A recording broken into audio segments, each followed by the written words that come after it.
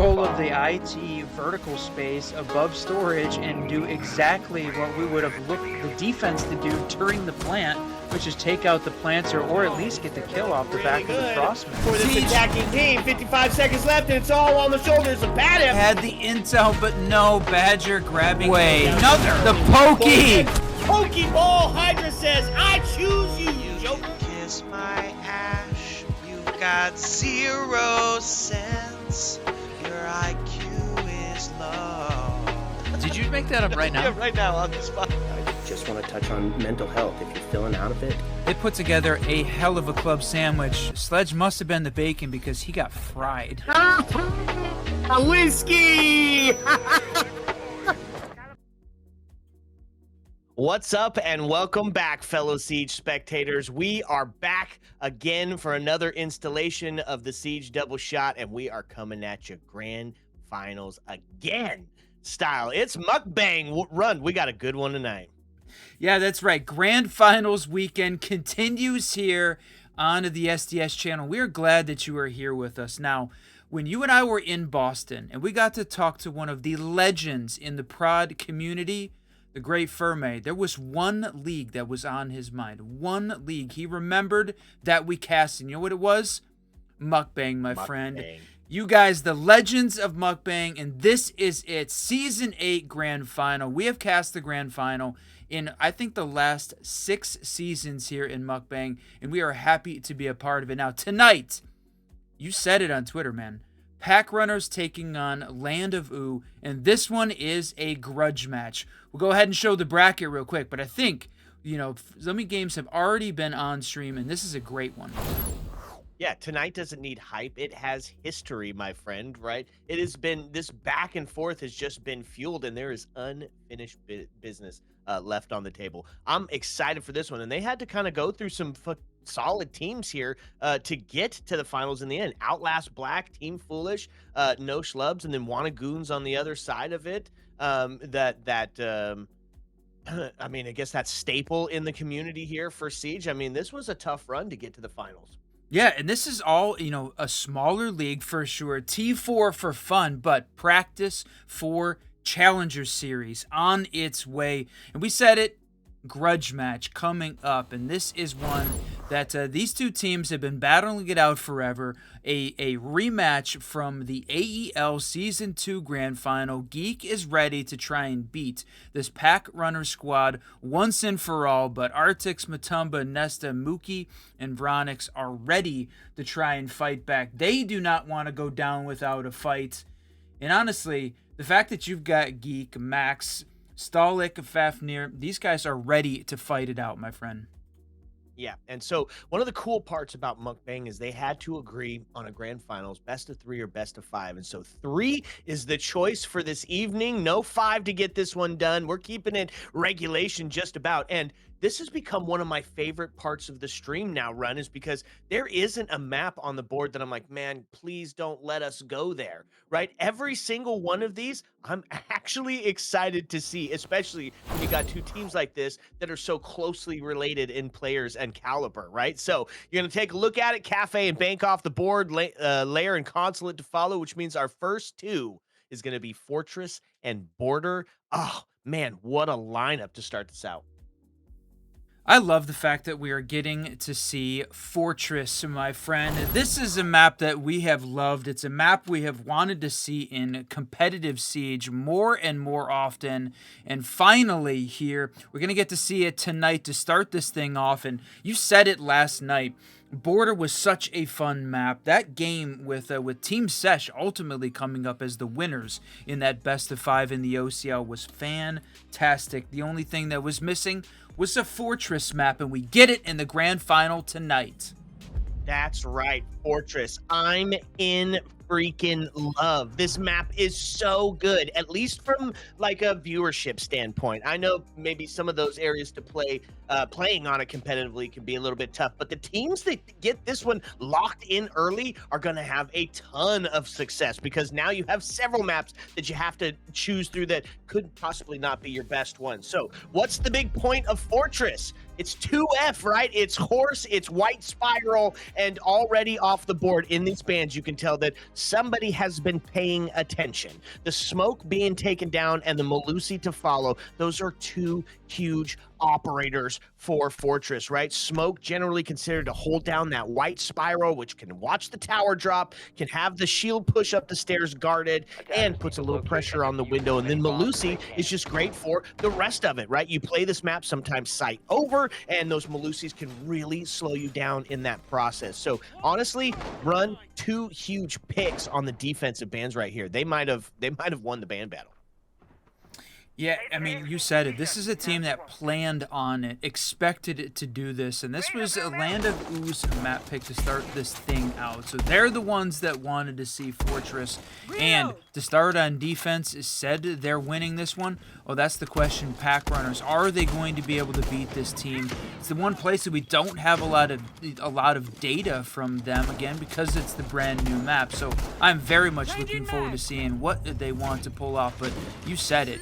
Ready and waiting. And I know when we get to SI, which starts literally in 2 days, it is going to be, I know we're going to see a bunch of Fortress, and man, that's what I'm looking for. Stats, tips, and tricks across the board. But first, we got to find out here. So yeah, we said it. The question of, was it going to be a best of 3? Was it going to be a best of 5? The team said, no, we want to get this thing done in 3 tonight. Yeah, so let's take a look at this defense, honestly, as we're kind of getting into it. They've got some fun ones. Because you ban the smoke and the Melusi, that does leave a couple of those feared operators on the board.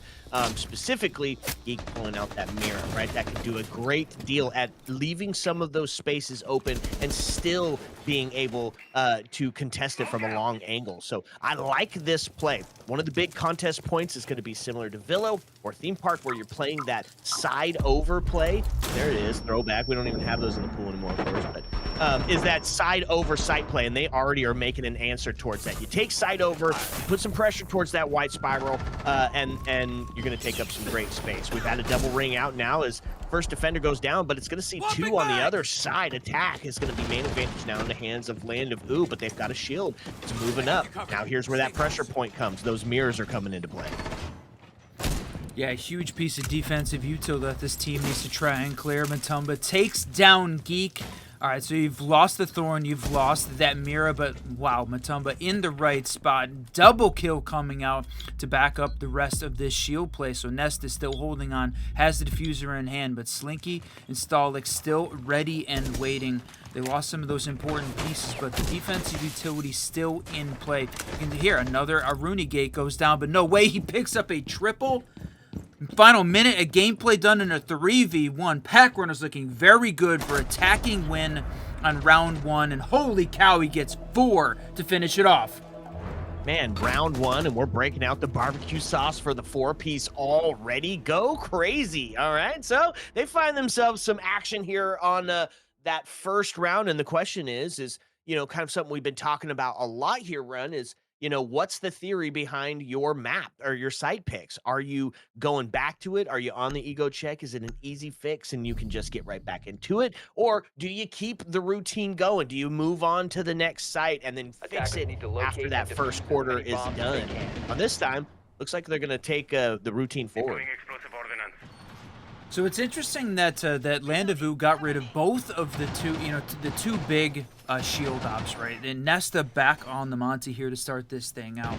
So they took down a Blackbeard, and rather than leaving, you know, taking Monty down as well, they're going to take away the Blitz. So expecting PACKRUNNERS to be pushing hard. Again, this is a grudge match. They know the way that the PACKRUNNERS attack plays. So I think this is locked in. And honestly, that went pretty well for sure. But off the back of some individual heroics there from Matumba running that IQ one more time. What do you do to try and change it up? Well, Fafnir says, all right, we're going to fight the shield with a shield. Bring along the Clash and the slowdown, and the combination of, you know, when you get rid of the smoke, leaves the Cade on the board. So Geek is going to run that to try and keep some of these walls locked down. There's a couple important reinforced walls that you need to clear as the attackers. You need to try and open up. You talked about it, the top of the stairs, looking into sight. That is a very good spot to be able to get a sight line into games. Here's what I love. Look at this breach that they've got open for it, right? We saw that when Fresh did the breakdown of Wolves playing on Fortress, is they leave half that breach open with some footholds, and that's just going to make it more difficult because you've got that DMZ zone right outside the window as well. Going to allow you to make sure that if the ace isn't on the board or you're not bringing Cabana along, that you're going to have to get up close and personal to open that thing up. And when it's open half breach like that, it allows for impact tricking. It allows for C4s on a potential Maverick that's playing close. So honestly, I like it. Then on the site overplay, you're still with a full extension. Castle made sure to block off Horse. You've got Clash making sure, look, everything is boarded up there. This is a tough push in. They have got this thing locked down. Now, the wild card, down. I was going to say, the wild card here is using the Mav here to try and open up those walls. Even if they're not going to take a direct line into sight, he's got this opened up to take some shots, put pressure on this defense. And Clash is going to keep on pushing back, giving up that horse space. You said that was such an important part of this. And basically locked down, trying to avoid this attack to make the transition over from the bathroom horse side into dorms. That's the way that they've got to try and slow this down. And they've done a decent job already. A minute 12 off the board. The defense is fully backed off at this point, and Mookie goes down. Max, W pick up there. Yeah, huge. Now they take that man advantage, and they've still got so much slowdown in place. I'm talking a Goyle canister and a Kiba barrier still even in hand. 54 seconds now as they're starting to make some good progress on the other side, but the time torch has been just a bit too much. They're going to find one off the board now into a 4v2 as Ace is going to try to open it up. He's got to be perfect. He's got to be clicking heads to bring this one back. Flash towards the door. Going to try to force some movement, but no, it's just look that way instead. They do have a distraction. Azami could have her like forfeit. Oh, that's going to give the sound cue away.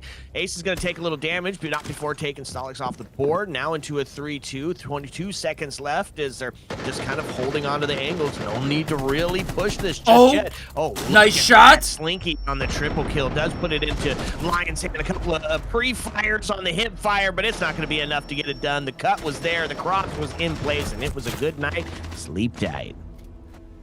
Yeah, that was a better hold this time around. I mean, really the fact that you saw the Packrunners try and do that second floor horizontal overtake, clearing out the space in Commander. They made a good transition after clearing the defense out of the horse side, but never was really able to gain a ton of space. It felt a little bit too one-dimensional. They didn't have that space over on the game side to be able to try and take some of those sidelines.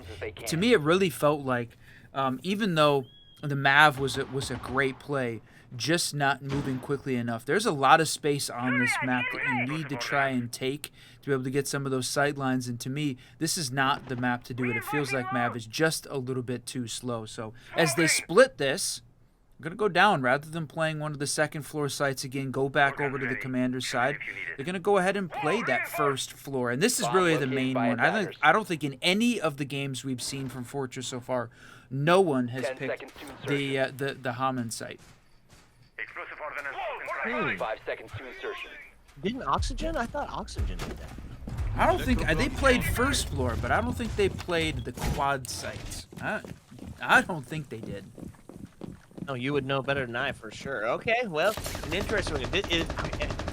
This is a fun site here on the first floor. Not very much vertical. It's kind of one of the things that Fresh alluded to when he did his breakdown of how Fortress is kind of his opinion on how Fortress is kind of going to be played out. So you don't have to put a ton up onto the second floor. And as you can see here, they got three out of 2. So they're going to do an extension up top with Castle on board and really try to slow things down with the Goyo. Yeah, I mean, the sitting side has got one of the main breach that's right next to the bomb that has vertical coverage here. So this one is definitely the one that's a little bit easier to try and manage. You do have one of the hatches on the waiting room side, but nothing on the cafeteria side. It's all the way over in laundry, so it's sort of a little bit less options from the vertical side. So I do agree that this is certainly the better one now. The shields making their way around Nesta back onto the Monty this time around, and backed up with a ton of attacker util this time. And look at that, tosses the impact down, and 3 of the defenders holding on to the bathroom upstairs.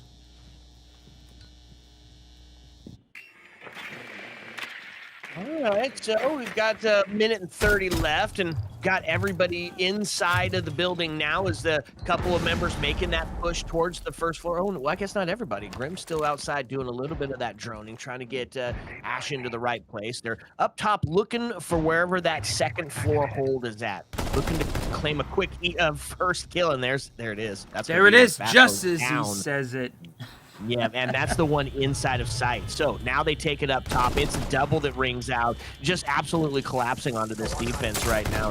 They found themselves some good ones. An answer back, Slinky good for 2 as it gets close to equalizing here now. 54 run, and it's a 3v2. Defense can still win this one out. Oh, they certainly can. After taking down Matumba, man was 6-2 after picking up a couple of big picks there, but it was backed up by the DMR kills from Mookie before Mookie goes down. So now you're talking about that last 35, 2v2. Plant is going down, and it's the Monty.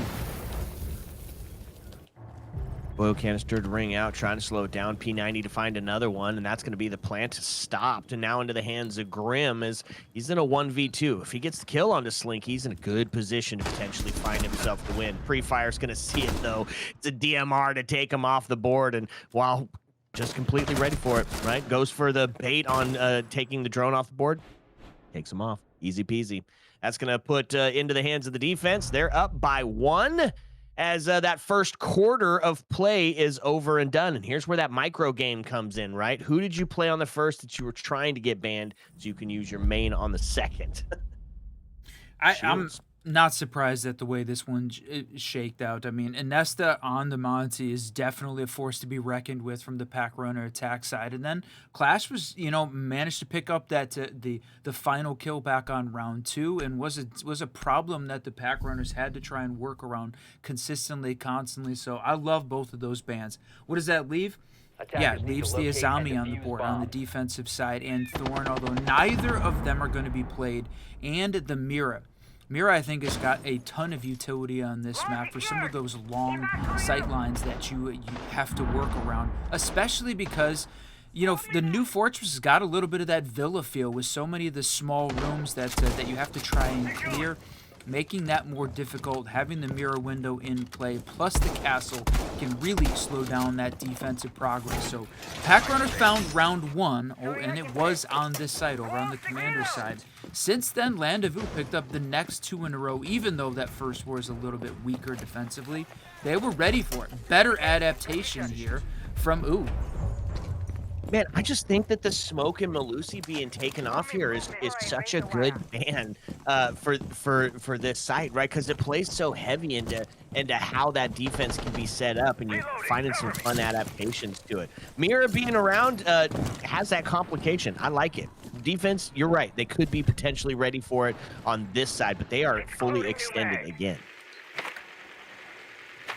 That feels like the play style we expect out of Geek and the rest of this squad. A heavy roam game here from this team. So, and you know what? Games is such an important part as well. I know we talk about the Horser Museum as that really critical push point, but if you're talking about slowing down the attacker progress, look at this. They've got to burn some of that utility. Use the Thatcher. The Bandit was there and ready to trick, beats Nesta and the Thatcher this time around, slowing this progress even more. That's a full minute off the clock, just gone at this point, and it feels right now like PACKRUNNERS may be a little bit uncoordinated, like they were not expecting to have to slow down this much. And huge out of the Bandit to be able to, with a Thatcher on the board, still get the successful trick off, keeping that door locked up, and only ended up dealing with one of the Selma charges. So no can openers means they've got to be a little conservative with how they use them and make sure that they've got a chance to even have some available when the time comes. Geek's going to get taken off the board, keeping him 0-4 killless at this moment in through the first couple of rounds. That's a tough first pick, although he did get that util up already, so at least his part of the job is done. Oh, so close. Deimos goes for the shot. Mookie does not hit, though. All the defenders left alive. It's just Geek who had gone down at this point. They're going to use this Flores here to try and clear out, move, cause Aruni to have to get out of that position, but no one was there to be able to play off the change. She's still holding on to that angle, takes some shots with the DMR, but it's going to be Max ready and waiting. Slow down this pack runner attack one more time. Now we're sitting at 4-4, 45 seconds left. Like, this execute needs to get going. Yeah, absolutely. They're starting to put some pressure on towards the double wall there. Knows he's got one locked in the corner, but does oh yeah, Fafnir, let's go. Faf, crazy. Finds a shot, finds a C4. Now he's gonna force some movement. He's gonna get a kill. Hello, double rings out, beautiful. Now it's all gonna be up to Nesta on his shoulders. He's got to deal with the cheeky hidey spot just on the half wall. He's got 15 seconds, no diffuser in hand. Looking for some movement, and here it is. It's going to be a Rooney coming to the backside. They're split up now. He's just going to take it. MP7 finds it. Easy peasy for Faf as he picks up a 3Z. That's the full round rotate here done for the Land of OOO defense. They managed to pick up wins on all 3 of the primary sites at this point. Yeah, that first one they looked a little bit shaky on, but man, what a change up from this team. Even with Geek sitting at 0-4 to start this thing out. Yeah, Slinky and Stalik they've come back, opened the door here, and carried this Land of OOO team through the full rotate. So I think it's a good time to take the time out. You are in a grand final, and if you're just joining us, welcome in everyone to the Mukbang Grand Final here in Season 8. It's not a best of 5, it's a best of 3, but there is still plenty of Siege left to be played. This is map 1 of that best of 3, so early on. But I like the pack runner timeout here. Matumba doing too much work trying to carry the rest of this team. Timeout rings, looking for that buff in place, and honestly, scoreline not super surprising, right? It's a new map. It's obviously going to be very defensive-sided as you're learning how to get active on those attack strats. So, I mean, PACKRUNNER has a chance to take 2 more here. If they find 1, solid. If they find 3, this feels real good going into their defensive side because of how defensive-sided this can be at the moment. So, second side up top, they're going to take it on over, and this might be probably maybe one of my favorite sites of Fortress, right? Because there's so much room to move, right? You've got the long haul, that's that big zone that can guard off the main breach area. If you open the breach up as well, that forces some sight lines from pretty far away, just really making sure that you've got not just pressure, but ghost pressure from anywhere. That means that swing can come from anywhere, and you got to have your head on a swivel for that. Yeah, and the old tower side really is a place that we saw like the Cloud9 team, and I know we got a lot of C9s on the Land of OOO side, which is pretty funny. Fans of that C9 team, and we watched them be very good on this map. That's it. The old tower side was such an important point, such a critical place that you see push for this Dorm's game site. So I really want to see PACKRUNNERS put a little bit more focus there. The last time we saw this back on round 3 or round 2, there was basically none. And that was the start of Land of OOO's dominance here in the second half of this first part of the game. We'll get there. Little bit of switch up here, though, Run. They brought some cheese ops out, right? Ying and Glaz on the board. And that, I think Glaz has really entered into a fun state for Siege right now. And the fact that he's used for all kinds of things. And one of my favorites, there it is just smoking and getting in. Now he can hold on to it. He can wait for somebody to make that peek and look no way. He's got it. No trigger discipline there. If he doesn't hit that shot, they're alerted that he's in. Now he has to get the kill. Artix is going to find Geek off the board, and that's a tough one. 0-5 to start it as the main advantage hid the PACKRUNNERS' hand. Okay, Nesta takes that shot. I absolutely thought we were going to see Mookie take that shot, win it. He had it twice. And whether or not the trigger discipline was there, it honestly feels like you take that shot, win that battle. For sure you know that he's there, but okay, never mind. Now he's going to get it on Stalik. Finally, I wanted you to take that shot earlier, but you know what? I'm happy with it now. You still have got 1:15 left, and certainly put Land of OOO defense on the back foot, even though they still have a lot of this attacker util to cause some chaos. Warden's still left alive. He's got to hit his shots, though. Man, he had the heads-up play there. If the shot hits, he's a hero. Unfortunately, he gets reduced to very low HP. SMG-12 to ring out and take Matumba off the board, closer to equalizing. There it is. Max now good for 2, as even though he's got an inch of life left, he is showing all kinds of signs of life here. Now into a 1v. He's got to make the play against the Glass, but you know what? Special goggles be damned. Glass just going to find one. Yeah, that was a good adaptation here. So we see the pack runners get the timeout buff. They take that timeout. Glass is not banned as a part of the first quarter, and he is an instrumental part of their win here on round 5. Great answer back from this team. And if you think about Fortress as a little bit of a defensive-sided map to start off with, yeah, great way to start. The pack runners have already done the work, put it in, put the work in, and have gotten that standard split. So good job to them. And rather than rotate back up to that second floor site, yeah, they're gonna go ahead and play first floor, which, if to me feels like they probably should have played the dorm site one more time. I think they could have won that. It was close, but the Glass just proven a little bit too much. Great job from Mookie there. All right, I like this bringing out new operator Denari, right? Those trip connectors can be specifically devilish when trying to make your pitch in here. And I think on the first floor can really be that problem causer. Look at that. They can go so far run. You can just have a complete setup. You couple that with the Fenrir, that makes some of these quicker pushes or some of this quick real estate grab not really an option unless Esta, bringing out the Brava here, can have some success. The thing is, you got to keep the Clutch drone alive, and they're going to be watching for it. Well, I think the Clutch was supposed to end up on the top of that wall rather than dropping all the way back down to the first floor. So a little bit of a miss there, but he certainly has the opportunity to try and reposition. And they're spending a lot of time upstairs here on the second floor, droning, watching, working that intel part. On the defensive side, Land of OOO, though, has basically avoided it. No one upstairs on the second floor. They're everybody bunkered down into that main site area right now, relying on some of the extension util to slow this attacking team down, and they've done a decent job already. A minute off this gone, with the pack runner attack solely focused on intel gathering at this point. They still have to deal with hatches, but you know what? Honestly, this feels like they didn't bring along a super vertical heavy lineup, almost like they were expecting Land of OOO to stay on one of those second floor sites. Well, they've got themselves that top floor. They've got in and taken the space. The problem is its extension down below completely, right? They bunker and extend it out just a tad. So yeah, you got the top space. You can start making some of that vertical, although you didn't bring much towards that, like you were saying. And man, I don't know. Yeah, caught off the back foot maybe. DMR's going to take Geek off the board. No way. Man, you hate to see that. If you're a Geek fan and he's down 0-6, just having a tough one here on Fortress.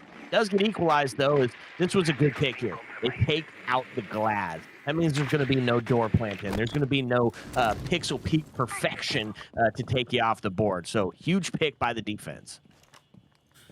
Yeah, honestly, when you're talking about 0-6 to start off the grand final and what was a grudge match where he was expecting this one to go crazy, that is a mental chalking start here to this game. The pack runners, like we said, already put in the work, picked up there too.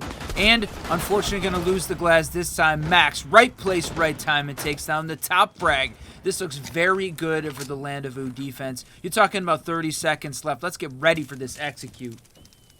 Okay, well, time has come. Man advantage is in the hands of the defense, so you got some work. There's about to be a trip connector debuff, and there it is. He goes down to the prone position, couple of pre-fires, dealt with easily. DMR rings out, shotgun to find one, and Stolix is able to take that other. And you know what? It's going to be a 4-2 on the half, and honestly, not a surprising way for it to go. I mean, you have to be firing on all cylinders to get that 3-3, I think, here at least on Fortress. So not surprised by it. Now we're into the op swap, switching gears here, and I'm wondering if bans are going to be similar on this side of the board.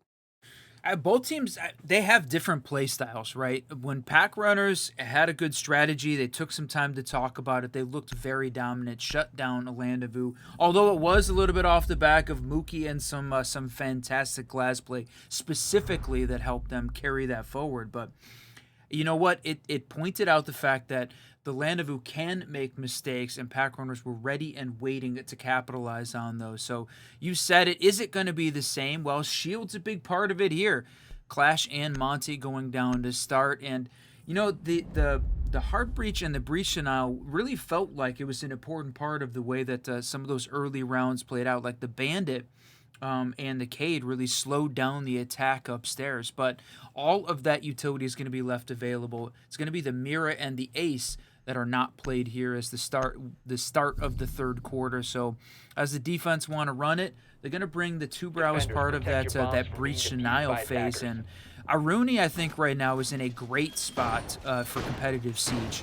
I think we're seeing her played more and more often with denying intel, especially because, you know, it just feels like the DMR is where it needs to be in Siege for sure. Yeah, absolutely. DMR, the clutch crutch move, right? In the hands of somebody who is a killer, absolutely can get your job done. Defense bans here are so difficult for Fortress because widely, you know, Clash could be kind of that cheese op pick. Because it can be dealt with, right? You got to bring a couple of operators with it, but in the hands of somebody that knows how to use it, right? That can use the Clash effectively, yeah, absolutely devastating. So now you have to leave a smoke or something like that on the board, which is one of the big picks for Fortress, right? Making sure that you're slowing down that initial response or that late round response. So defensive bans right now are so difficult, and even though you made two great picks, it left some big ones on the board, Smoke and a Zombie at the moment. I think that it's the area denial piece that with the Goyo that's a lot more static, right? This map has got so many small rooms that it feels like, okay, you can have the Goyos in a specific place to try and give you a little bit of that area denial, but because the map is large, you've got a lot of other avenues to try and push around. That's why I think Smoke is more valuable here on this map in this way because of that. You have Smoke move around, find the right place, and wow, look at that, so close to a legendary wallbang. Honestly, surprised he survived that battle. Is holed up into the bathroom, trying to play some of that sight over defense. Going to drop down through the hatch and make a little bit of rotate, the scenic route, if you will. And as the engagement's ringing out, they're looking for one. You could hear the walls getting reinforced as they go, so still giving a different look than initially even seen in the beginning. All five alive here in this minute and a half. Now they've taken some of that halfway point territory. I do love that. We're getting a chance to see the freeze for all skin. I mean, on that on the AK is just I love it for sure. A lot of controversy about it online initially, but I'm glad we're getting to see it here in competitive Siege. That final minute of gameplay ticks down, and look at this, the barbed wire coming in hot and heavy to slow this team down, and they're getting ready for the collapse, and it feels like they have cleared out all the utility they needed, just they did not burn all the C4s, and the PACKRUNNERS make them pay for it. Yeah, Tuberau still going to continue to keep this wall closed, and that's a diffuser down. They claim that man advantage by 2 to get into the bathroom, take another look at it. They were checking the boxes very quickly, run, right? Getting ready for that collapse on the site, getting ready for that execute, and then that slight extension through a wrench in the gears. They're playing that man advantage by 2. 26 now as it starts to count down. The pressure starting to mount here. Keep barrier in hand, still going to be one of those disastrous places to push into, unknown about. And so, going to take a couple of shots, and that's the danger of it. One has made it in. That's going to be shots on his back, and that takes him down. And now it's going to be up to Geek to try to find his first. He got it! Yeah, he got on the board. Okay. He got his kill. Oh, the problem was it was in a trade. And unfortunate, if you're a Land of OOO fan, unfortunate the PACKRUNNERS pick that win up, and man, it came down to it, a gun battle for the end of that. So many people left alive. And that just felt like it was a result of the Land of OOO attack just not moving quickly enough to start this thing off. They did a great job clearing out all that defensive utility, but too slow to start that final collapse. So they played around the Dorm's game side to start, which feels like it's at least a little bit backwards from what we've seen even most of the pros start with at this point on Fortress. So they go to the command side of the map this time around, and you can see fairly well already starting to set up over on the game side, though, with a little bit of extension there. Not much utility going on the Horse Museum side of the map, but we'll see if they make that rotate back. They're pretty heavy over on games. 3 players in that spot right now. I love it, right? Especially because that's what they're showing. They're not showing that split push. They're being very linear in the way that they're taking space. So yeah, put a little pressure now. That'll be onto the Land of OOO to adapt for that, right? The IGL sees that their holdup on the other side could be a quick take, right? Quick drop down from the tower area, and now you've got some covered space and hit them on the cut them off on the rotate back into sight. We'll see how it plays out. Either way, this is a pretty decent defensive lineup for what they're trying to do here.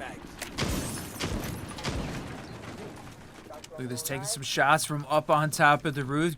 Geek now 1 and 7. The curse is broken. He managed to find his way into the kill count at this point in the map, so he's not going to be killless throughout the entire thing. Everybody at least contributing here, but drop down and take a look at this. Flank watch there from Fafnir. Running the thick lock. We saw you in chat, Bjorn, earlier. So who's going to take this shot coming from the tower, the renovation tower this time?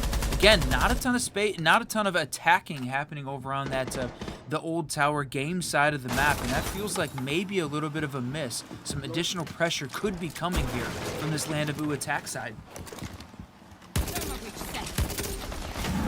Well, here's that problem with not keeping a smoke on those spiral stairs, right? Not having that Melusi to slow down that approach is now they've got the space they need. Right here on desk is a tough spot because it gives you access to the entirety of the site as far as sight lines, especially if you can get the wall opened up on that tower drop. So now as the Grim Beasts start going out, defense is feeling the pressure. Feeling a bunch of those attackers getting active. They're taking space. All we're looking for now is a well-placed smoke, and they're planting. Let me take a look at this. Man, so many sight lines here. Everybody stacked up around it, and there's the swing happen. Gain win that battle on the horse side. A minute in, and look at this. Clearing space. Takes down the Azami as well. Max was ready for it. Nesta goes down, and now in a 5v3. Land of OOO is in a great spot for this attack. Yeah, just wanted to get at least an equalizer, and they claim it by 2, and so smokes go out. It's going to be a plant pretty close to on the door. Max on the triple kill, as they're just going to continue to stay active. Oh. Stolix takes one, Geeks find his second, and it's going to be a flawless round. Gave up a ton of space on the wrong side, and that was exactly what we talked about, right? If you're going to if the IGL recognizes that they're heavy on the extension for the site overplay and instead calls a quick towards desk, they find it, and they get some devilish success from that. Now one off that match point scenario. Yeah, I love that play there from Land of OOO. They were objective focused as well. That was the diffuser went down with just a few seconds left in it. But you know what? Winning a couple of those gunfights, putting this defense in a couple of 2v1 scenarios, they had all of this defensive utility cleared off that they needed to. And it was just well played, good positioning, and you know what? Just locked in right now. Land of OOO feels like they're playing significantly better, and some of the early success we saw from PACKRUNNERS feels like it's it's been hit and miss. They've only picked up 3 rounds so far: round 1, round 5, and round 7. So no consecutive rounds here for the PACKRUNNERS yet. They have yet to really find their stride and get running, if you will. Okay, not too far off from finding an equalizer here, but we've got to see a little bit of a change-up in the strat. Definitely leaning into some pace-setting operators here on the defense. Fenrir being brought out, Izami. Unfortunately, Izami was in a good position all the way until they had no pressure on horse, right? As soon as that person died, he was allowed up to take the door, and that just completely stymied the defensive hold there because that keep a barrier position was exposed. So as long as they're able to maintain their zones, having the Azami on the board could be part of this win con. Look at this hold here. Fafnir running the thick lock, just locked in and making sure that, again, you don't get a little bit of space up on the old tower side. And this is it. They're going to clear that out. But again, you got to make the transition over from the game side, the dorm side. They're going to use the thermite this time to pull it off. Geek is sitting at 2 and 7. Oh, and I mean, he's not Jack Black, but absolutely does love that guy. That's right. Seems like Land of OOO knows what to rig it to do as they're taking up all of this space right now. They've got a ton of real estate. Right now, they're in a good position to start opening up. They're getting rid of this extension util and honestly, going to be going for that execute again. We're talking about 1:20 left at this point. All 10 left alive. It's a little bit of that mid-round stall. We haven't really seen a lot of that in these rounds. Generally, been moving, you know, having a little bit of action, taking chunks and bits and pieces off of each other throughout this whole thing. But both teams moving a little bit slower. You said it, 1 round away from... Holy cow, that was almost a TK. He does manage to hit the C4 and not get burned by it. Well played on his side. There goes one more shot. They're going to open this thing up. That's the sight line they needed. All of this is a little bit blocked off by those Kiba barriers, but with 50 seconds left, they have got to deal with Matumba. Still, that frag leader over on the pack runner side. Numbers get equalized now, less than a minute on the board, so the pressure's starting to mount for the attack, especially because we're already seeing some damage. Geek, though, through fire and smoke, finds one, and that's going to be a second to go down as Stalik's able to take one off the board. Answered back, Nesta on the body shot's going to still be one within that man advantage. Still just have to hold. One smoke canister still in hand and a shotgun. He's got some intel on where they're pushing at, so now effectively turns this into a 2-2. They're able to find the equalizer, then this is going to be a split push in a 1v1, leaving open room for the isolation. Time starting to count down. Tries for it. The cut is there. Triple kill on Geek. Answer back immediately. Nesta just has to hold out for 7 seconds. No diffuser in hand, so it's going to be frags only. They're pushing up. The swing. The double. But there it is. Slinky to take Nesta off the board and almost had himself a wonderful clutch. Not quite able to get that one done. Damn, I love a good clutch when it comes up hot like that, but you said it, just barely misses. Land of OOO is on match point scenario. Now, it's just map 1 of this best of 3, so it's not a win or go home at this point, but Land of OOO ready, locked in to win their map choice and send us on to Border. Now, Border, one of those maps that, you know, gets a little bit crazy and I think really is going to play into the style that PACKRUNNERS likes, and we'll see whether or not the Shields make that change up, but we got to get through this map first. PACKRUNNERS has to be perfect for 3 on defense. A little bit of a defensive sided map. I think they can pull it off this time.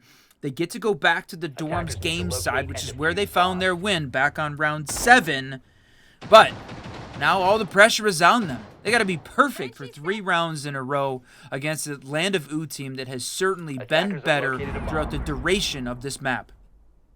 It feels like that could be, you know, a possibility, right? It's defense on Fortress, so that feels like at least the first couple of wins should come out of that. But the thing is we still have to see some of those basic default extensions being utilized where it can't get caught off guard by all of a sudden it's a rush from the other side. Now, not pretending to know what the comms are here on the defense or what the strat is, but I think WinCon here is not going to be doubled up, right? Is going to be quick reaction once the push is discovered, and then stopping the plan B.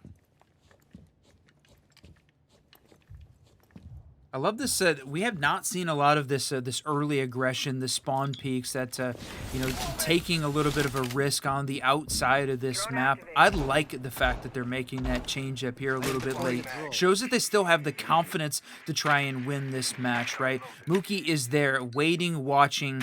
No one from the Land of OOO attack was in his range, but the fact that he went for that shot, to me, says they're playing this with that level of confidence they need now.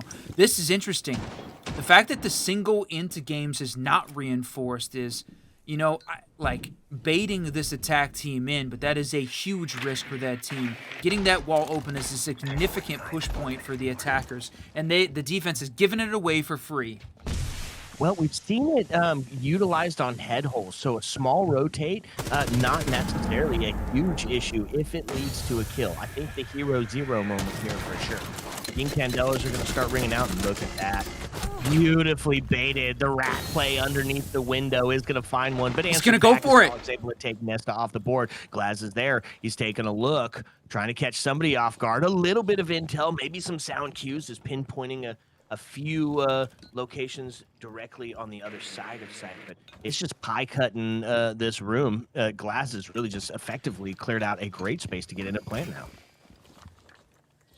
I honestly thought we were going to see the plant go down already. This feels like Land of OOO didn't take the opportunity. They were there. They had it. They're going to clear out that cage charge to be able to open up the wall, but I thought they had the angles in play to be able to hold off this defense and try and get that plant down. PACKRUNNERS right now doing a great job of holding some of these long angles, and we are stacked 4 apiece at this point. 3 of them run across. No way. What a whiff from Artix. No kidding. A huge jaywalk scenario, and they're running. Oh, no. No way. I love it. It's so good. It's so good. They didn't go for the plan because Ying was taken off the board, and since that single wall wasn't open, they didn't have a line of sight across the map. So now they've got that done, and they claim that man advantage by 2 with Stolic being onto the triple kill. It's post-plant scenario. It's all going to be no way. Kill on pace for the ace. Are they going to let him have it here? Is it sitting at that 9-4, looking to break into that double digits? No, they're not. You know what? They just want the win. They want to get this map over with, get on to border. It's going to be a Glaz finish off the back of that beautiful 4-piece. W play there from Land of OOO to close it out. 4K at the end. I thought we were going to see the ace, but Max picks up that win. Was the win con at the end. They win 3 in a row to close this out. Big GG's there to Land of OOO. PACKRUNNERS, you're going to need some work going into map 2. The good news is it's their pick, and it is border, my friend. Love border. Love border, especially in the siege era that we're in currently. It's still kind of turning into a bit of a question mark now, right? Obviously, for the longest time, it's attacker sided, but when you get 2 teams of the same caliber, it honestly can't call it. Couldn't call it which one is going to be the favor going into this. So I'm really excited to see map number 2. We're hoping for all 3, but we're going to have to wait till we get back to find out what that's going to be. Sit back, relax. When we come back, we're going to bring you the second map. Ayo. Let's go.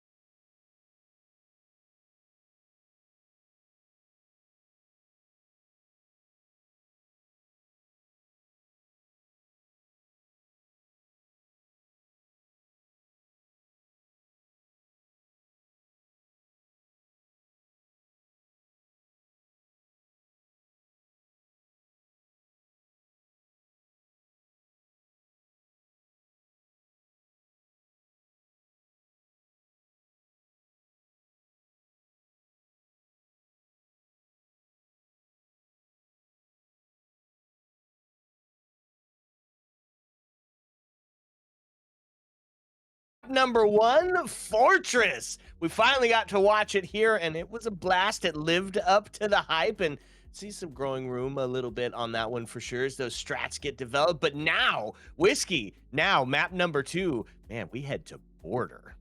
That's right. It certainly felt like Land of OOO was better prepared for Fortress and sort of shut down PACKRUNNERS at every turn. That felt like the new map, right? You come in, you have the strategy, you have the play that you want to go with, and PACKRUNNERS was constantly playing catch-up. They caught a couple, early on picks, but off the back of Matumba and Glaz doing a fantastic job with Mookie. Other than that, though, that was all Land of OOO. On to Border, though, and this one is the PACKRUNNERS map pick and plays out much more standard, much more attacker-sided generally, and right now.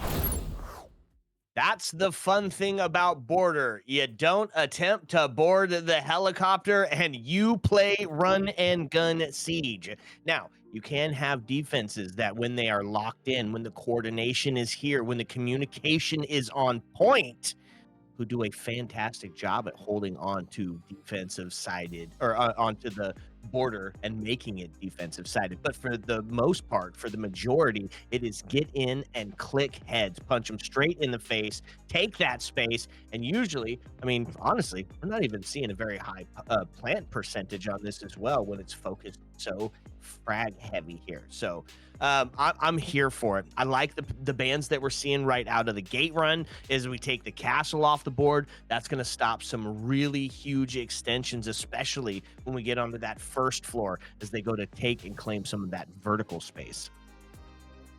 Couple funny things going on across the board here. I mean, you know what? I gotta say, W's in the chat for the gifted subs. We much appreciate you being here and honestly supporting the channel. So close to partner at this point, and we are glad that you're a part of it here. And you know what? Why didn't they give like 6 or 7 more subs? That's a great question. I don't know why Ubisoft only or Twitch only allows you to go with 5 or 10. You know what? 6 or 7 could be that little bit of boost that they needed. Now, all right, you heard him. Now, 6, 7. Here's the other thing that was great in the chat is if you haven't been paying attention to some of the competitive siege, there's a problem with the custom servers right now, which sometimes makes it difficult to pick which one you're playing on. There are several that are unavailable for play right now, Central US being a big one, along with South Central US. So normally we're seeing games on East as the primary, a little bit of West occasionally, and sometimes unintentionally West. The players confirmed in the chat that, yeah, it got hosted accidentally on West. Changed at the last second, apparently. They're ready for it, though. Let's see what happens on a Border out West. Okay, here we go. Defense. Obviously going to see some of that top 4 play to start us out. It's the standard, it's the norm, it's how you play to or Border when you start us out. This time, though, the 2 operators banned out onto the first one. Smoke and Malusi going to be on the board, but look at that. Max tries to get in early, took some real estate, and paid for his hubris. The thing is, you can't push alone or your life could be forfeit with no buddy system in play. It gets down to it. A good intel here coming in. A minute of this is already gone, and yeah, Max goes down. The MVP from that previous map. Big loss here to the Land of OOO to start this thing out. Now, a little bit of an extension game. How far out? How much space and security are they going to try to push?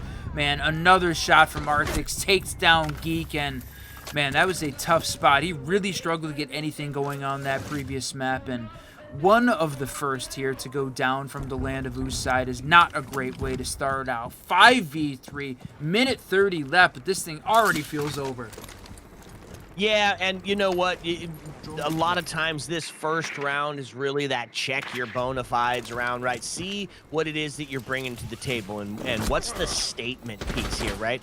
And for PACKRUNNERS, the statement piece is aggression. They said, look, it's Border. We're going to lock in and just make sure that we're not going to lay you inside of the building, right? And that's a good first step. That makes it very skyscraper-like. Fafnir able to answer back finally, stopping the flow of bleeding, but not before or not after his life gets forfeit. So all up to Stolix now is a 1v3. Not a terrible place to start your comeback from. It looks a lot better than a 1v5. Still, 1v3 is certainly a tough climb at this point. So running the DMR, can he take this shot? I mean, hearing that one of the players is over on the security side, thought maybe you might take a shot, but with that reinforced, the Rooney's got plenty of room to move around safely. And it puts Stalik, you said it, in a tough position. He's still got 3 arrows left, but not enough time.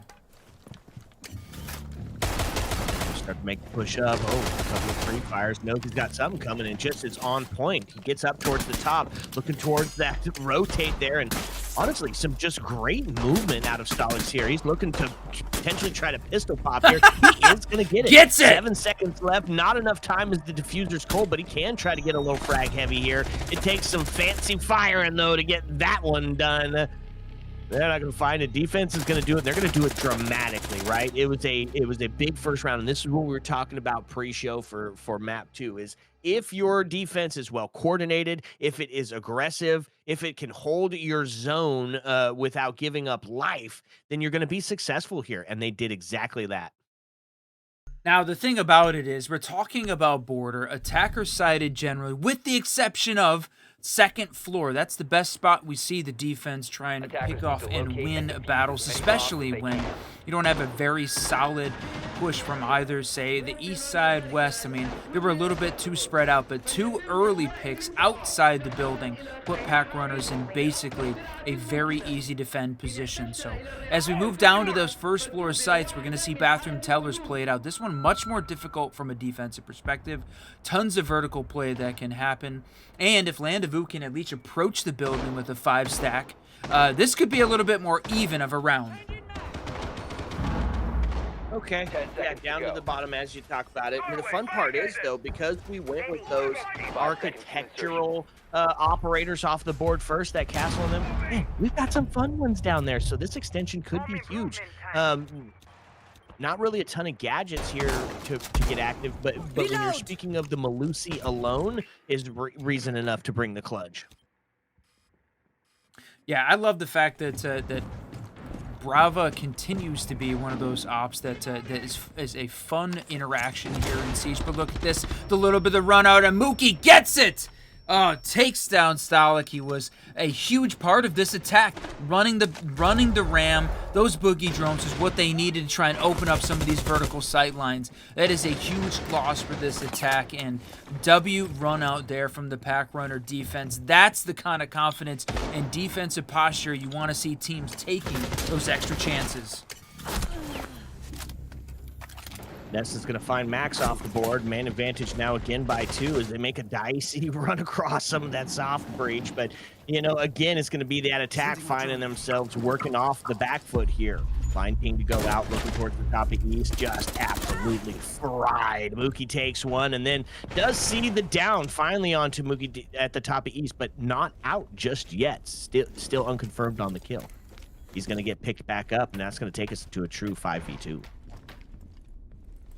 Man, already, once again, Land of OOO down in a huge way. We said that generally attacker-sided. The problem is right now, PACKRUNNERS just hitting some of their shots. I mean, taking away the vertical piece of it, forcing some of these 1v1 engagements.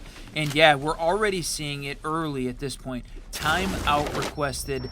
W play there as Artix picks out Slinky with that C4. Huge play there at the end. And look at this. The ADS grabs that Nomad charge. So nothing available to try and make this push in. Fafnir, great shot. Can he win 1, maybe 2? No, it's going to be a flawless. Defense just has enough to get it done, and it's going to be a little bit of, there it is, yeah, a little bit of the peekaboo strat that's going to end up taking that one. And that's going to be a dramatic. It's 2-0 on the defensive border to start this one out. Okay. We saw this similar to the previous match where we saw PACKRUNNERS win round 1, and then Land of OOO went 3 in a row, and they took that timeout again early. It felt like it was a little bit of a momentum shift. We saw the timeout buff come into effect. The team that takes that timeout 60-70% of the time wins the next round with a little bit higher frequency. Land of OOO hoping to get some of that magic because tough start here on border. This was PACKRUNNERS map pick. We know that they are good on this map. They're consistently good, and this 5-stack are ready for it. So early on, feels like we're destined for a map 3 for Land of OOO. Picked up a win on a Fortress 7-3 to start this thing out. But the timeout, can this change the direction of the map?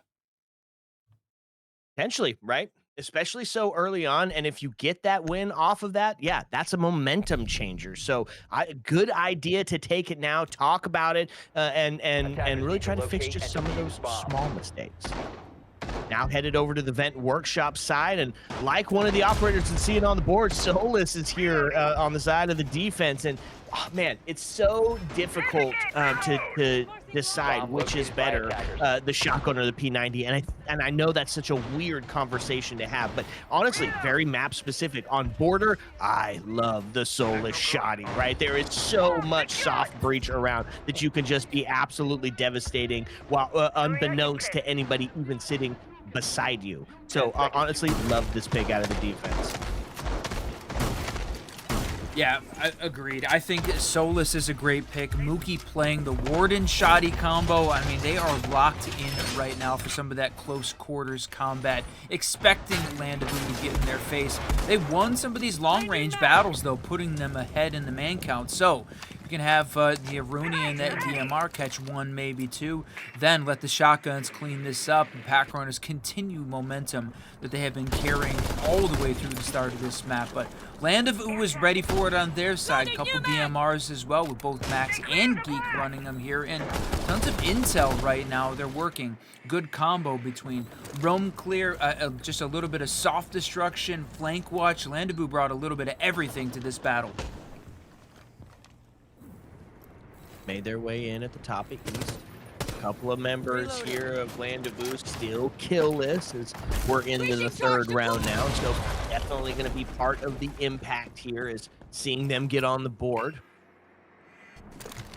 Got a lot of attention to intel here. So looking to make sure and take that vertical space and then hold on to it. But it's intel and opportunity. So bringing both the Dokkaebi and the Lion out for this feels like a good call.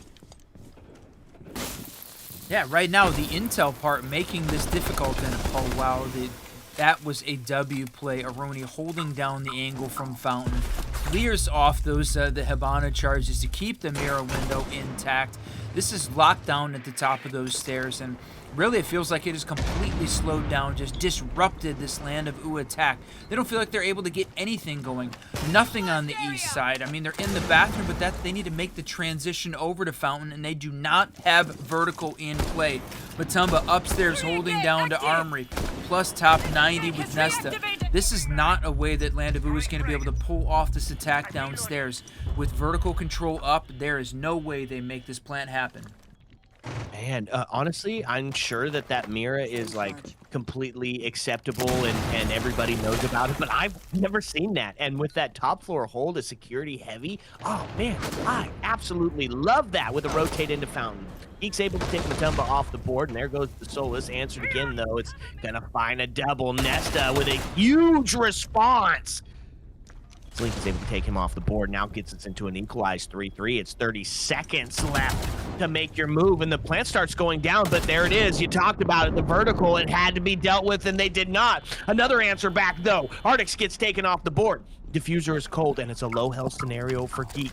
As he starts to make his way up the stairs, has to find this engagement. Off the office, isn't going to get it just yet. And he's starting into retreat mode, but he's not guns up, so Vector's going to claim it. Now up to 1 bullet Geek to pull this off, and only 8 seconds to get it done, which means PACKRUNNERS is looking at a perfect 3-0 start on border defense.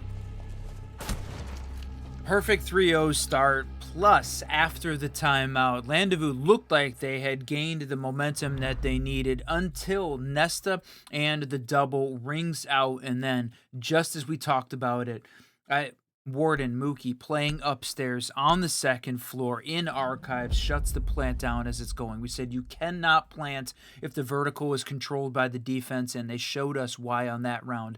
PACKRUNNERS playing lights out right now to start this thing. Flow state, they say in the chat, and honestly, I'm here to agree with it. First quarter is done, the next set of bans come out, and Cade and Nomad go down. A little bit of that flank watch gone Defenders, protect from your the bombs from land of being defused Usai. by Gonna make it attackers. a little bit easier, potentially, for the PACKRUNNERS defense to move and get a little bit of mobility, but doesn't feel like that was really a piece of the gameplay they were lacking at this point.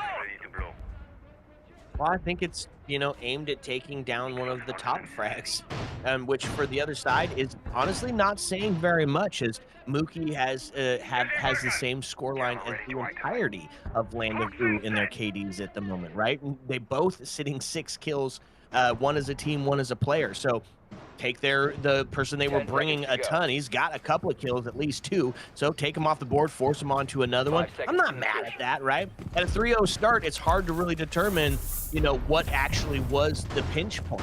So in the micro game, it's kind of a question mark here. Oh, look at this. They take down the environmental ingredients, and Clash loses a tiny bit of health trying to play the top of those E stairs. So Land of OOO making the approach this time again. Not so much pressure coming from the outside, that heavy defensive aggression play. They're not going to run it this time. I don't know that they need to. They already caused this team to slow down on the approach. So well played there from the PACKRUNNERS D early on. Just sow those tiny seeds of doubt in the Land of OOO's mind. Got eyes on him. All right, Damos Ping is out as they're looking to take advantage of some of this vertical, and it's going to get right underneath it and start to put the pressure on, and not taking any shots is kind of towards that harder area to get over. He's, man, had a shot there, but didn't reload his gun, so wasn't able to be quite effective. First one goes down, and that was part of the win con here for FAF as they take Mookie off the board. So Frag Leader done and dusted, and Land of OOO finds themselves in the best opportunity to find a round so far yet on border. Able to answer back as Max goes down, going to keep him killless at the moment. Put us into a 4-4 with just over 1:30 left to go. Yeah, you said it. Mookie needed to go down, man. 6-1 at this point. Had the perfect 6-0, but Fafnir has answered back, and Geek then as well. Couple of trades ringing out, and now huge play there from a double from Fafnir. 1:20 left, and it is all up to Arctics and the Clash. I don't want to say unwinnable at this point, but certainly much more difficult, especially if you're going to run out. He goes for the knife and misses. Are you kidding me? Man, although, gonna be honest, after my own heart here, I love the knife play. Honestly, so good. That's a level of Land confidence you don't normally get to see. That's what you get when you're watching a little bit of T4. Let's freaking go. No one takes those kind of chances. But you know what? With all of the money on the line, go for it, my friend. That's right, right? Land of OOO claims their first and now is on the board. On the attacker side. So a little bit of switch up air out of the defense to the bathroom tellers down below, and we've seen Intel op on board. Mozzie here, finally unquarantined from his little adventure. Those were a lot of interesting TikToks and screenshots on Twitter of all the 120 pests you could use. Oh, damn, what a great shot there. I love the run out. I love that confidence. You know what? I am not going to win a 1v3. No way is it going to happen. Not as a Clash. Not in this situation. Not with what was on the table. Yeah, just send it, brother. Send it, my friend. Stay out of my head, freak. Now, you're watching here, Mozzie getting his drones out, and you're wondering, you're like, why in the world is he meleeing those drones? Why is he shooting those drones? He's Mozzie, you can use them. Well, if you're new to Siege, a little bit of an insight for you. Taking out all the drones first means that you get to use those Mozzie pests on the drones that are remaining, and that is going to take up another potentially 4 spots of drones, leaving you only 1 or 2 of them left, depending on how many survive the first. So just a little bit of an insight there. It's going to see a kill already. Latumba in the retribution kill on the Geek is going to take him down and give that man advantage over to PACKRUNNERS. Honestly, there's no reason that Geek should have been able to get that kill. Arctics absolutely should have got the knife. Just a little bit crazy. He was going to win him the round, but Geek got a little bit of a free one there at the end. So you said it, retribution, payback. They're going to lose the Grim, all that attacker util gone. So all the play upstairs, though. This time, Fafnir going to run that Deimos, look for some of that top-down clear, and standing on top of that non-breachable floor, protect himself to give the rest of the team some of that intel. And they've managed to burn a ton of time on this defense. 5 alive, half the round gone at this point, and Matumba feels like he is right place, right time every round as he picks off another one.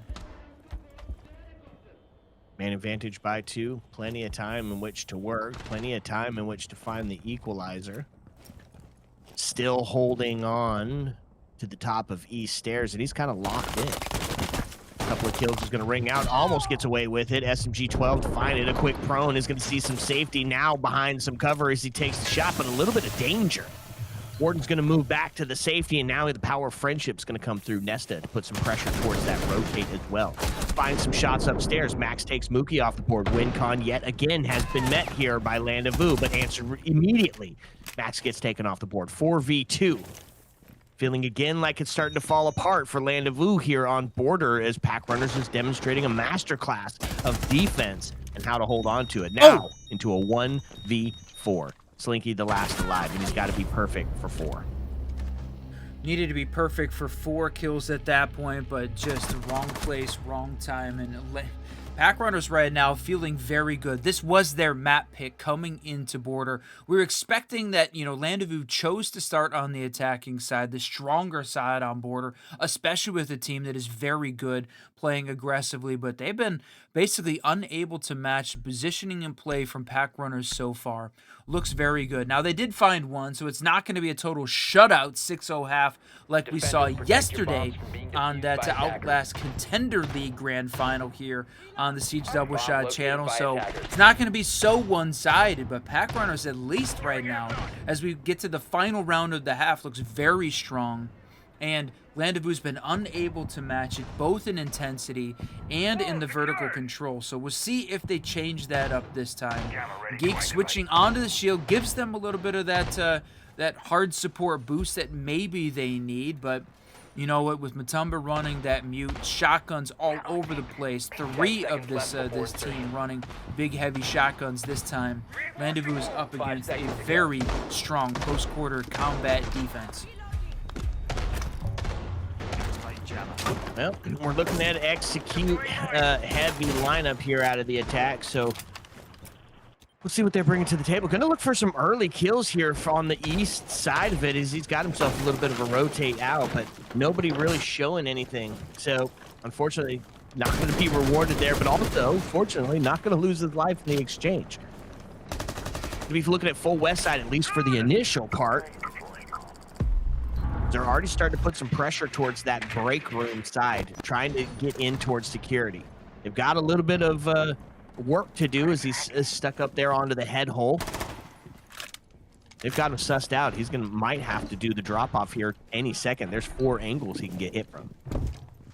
Yeah, exactly. And he pulls that drop. It just says, you know what, nope in their way out. But that's a full minute of gameplay just wasted at this point. So he has, that security side certainly important, but even more important over on that the Armory Archive side. So that's just a piece of the vertical they're going to need. They have to continue to push this top side and then make the transition down to the first floor. So still feels like they're moving a little bit slowly, finally gaining some control upstairs, gaining a little bit of space, but you can still see those orange outlines holding down the Armory Archive side of the map. So still plenty of work that needs to be done before they even make the transition.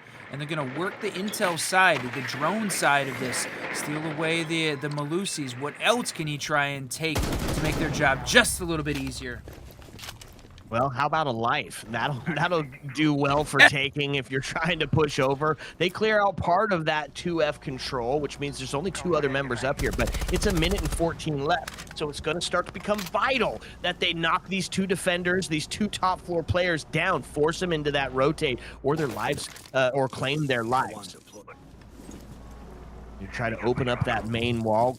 Warden is going to be sussed out, and he's going to make the drop. Everybody now put down onto the first floor, and they're doubled up. You can see the buddy system in place, ready for the refrag here, because that's especially what they're going to need. If they lose that gun battle, you can't go down 5-3 with this amount of time left. And there it is. Faf takes him off the board. No response either. So now they've claimed the vertical. Now they claim the man advantage by 2. All that's left to check the box is protect the president. Get inside and plant. They have got this. This looks like it's the play that's going to work. 30 seconds left. Vertical control in hand. 5v3 scenario. Landezvous, there's no way they throw this round, right? Oh, grenade. You just cast her curse. There goes the first. Does get answered back. Slinky and Max able to take it off the board. Now all up to Mookie. He's been the frag leader. A little bit of disorientation going on. The plan is going down, looking towards that first if he can find it. But no, the cross is there. Above and below, they're going to find it. No chance for a take back. 4-2 is going to see it, and it's going to be defensive sided on border. Yeah, I think that speaks to the strength of this PACKRUNNERS team on their map pick, right? We saw Landezvous come in very prepared for Fortress. It lost just a handful of rounds in what was certainly a more dominating map. We get into one that PACKRUNNERS felt comfortable about, and yeah, they're going to win this battle. They win it on defense, and now they get to go on to attack. So Landezvous better freaking lock in. What are they going to do? Glaz and Smoke. What a wild pair of bands here. It feels very 2026, and I like it. Man, those two operators, though, have become so instrumental in some of these new strats that they've been cooking up. Honestly, the Glaz band, I could see the Glaz band even before the new Glaz meta that's going on, because he was so good at holding on to that rappel and punishing you for jaywalking anywhere, right? So now the Ying to follow it up, that does feel a little bit old school there for sure. But Azami on this other side also makes sense. Smoke has become pivotal in some of these holds. So seeing the Smoke ban, it just shows that we are in a growth stage here for Siege. That's a W. Now, you know, we talked about this being a little bit of a grudge match. The AEL2 grand final between essentially some members of these two teams, Geek versus the PACKRUNNERS in that battle, Lycus Empire versus Have Gun Will Travel, and Border was a part of that map pool.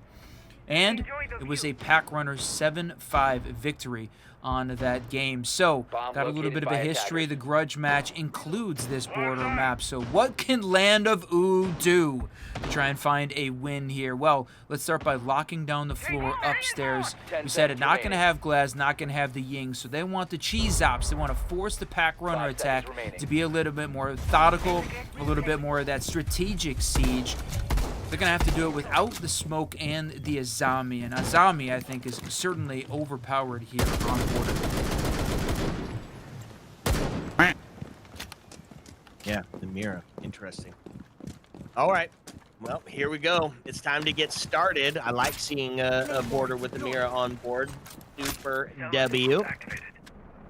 And brought some fun operators to the board. We've been seeing the Sens being utilized quite a lot, not necessarily for post-plant or pre-plant play, but more towards that space taking, right? In the same sense of Fenrir's, you can't hit what you can't see. Sens plays that same sort of logic. So some of those areas that are more difficult to get in, going to make it extremely difficult to find it if the Sens is there. But of course, in true fashion, I'm going to cast her curse Sens off the board, and we're going to say no goodnight way. to them. Wow, I was just literally about to say that Max was the MVP from that previous round. Really struggled to get anything going on Border, hence slowly moved his way into the top frag on the Land of OOO side. Before I even got to say that comment, though, downed by Nesta on the shield one more time, this time on the Blitz. We saw Blitz banned on the previous map, but it felt like that might be part of the reason why Nesta very good on the Blitz and takes down that previous MVP. So, now in a 4v3 scenario, Landezvous still has a little bit of the upper hand. They're still playing on defense on the stronger defensive part of this map, and holding on to some power positions. Yeah, Two-Brow back, holding on to that main breach on the valley side, the west side of the map. What are you going to do in this case? Man, C4 as well, still in pocket. 3 of them from the Land of OOO defense. With a minute left, it doesn't feel like it's going to take all 60 seconds, my friend. No kidding. Now, you still do have the spearhead. He's got some flashes in. They open up a little bit across from 90 here, hoping to see somebody slow down or make a mistake and jaywalk across it. But now, Blitz has made his way inside. C4 to ring out. Not going to find anything just yet. Matumba able to find Fap off the board. Some damage towards Blitz as he makes his way into sight. A little bit of intel as the Grimbees are there. They're revealing the location here off the chassis. Then it's double. Pistol rings out, and that's going to find it. C4 to claim one again, and there it is. Slinky takes that final pick. Sheesh, what a crazy round.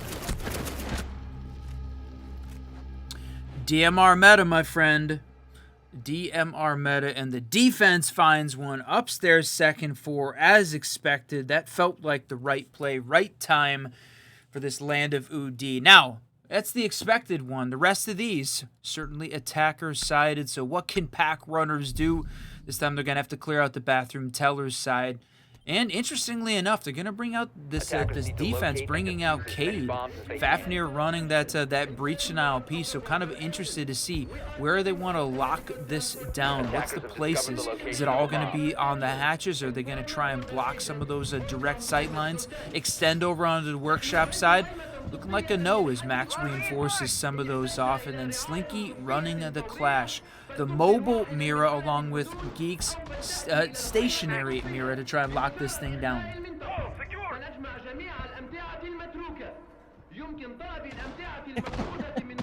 seconds to go. So funny how well you can hear the announcer speaker. 5 seconds to go. We're so close to it up there. Almost tied up. Defense has found one. Other side of the board, Matt's going to start to put a little bit of pressure on the pack runners here, right? You can't let them get that momentum started. You need to close this map out or there is going to be no map 3. Pressure for the entry pick or the early pick here almost feels necessary. Setting up a breaching sequence. We'll see what they bring to the table. Ready to go. Yeah, when you're in that free cam mode and get a chance to be close to that speaker, it'll remind you, do not attempt to board the helicopter. For good reason too, because that's not where the action is happening. It's down below downstairs. Seeing the passport side completely locked down, reinforced off, plus an Aruni gate in play. Love the Aruni here, but the question is, what's pack runners gonna try to work around that side? Yeah, clear out one of the mirror windows out of the Canadian. Oh, did he catch it? Did he miss that? No way. Mira moved in front of the laser at the last second and keeps the window alive.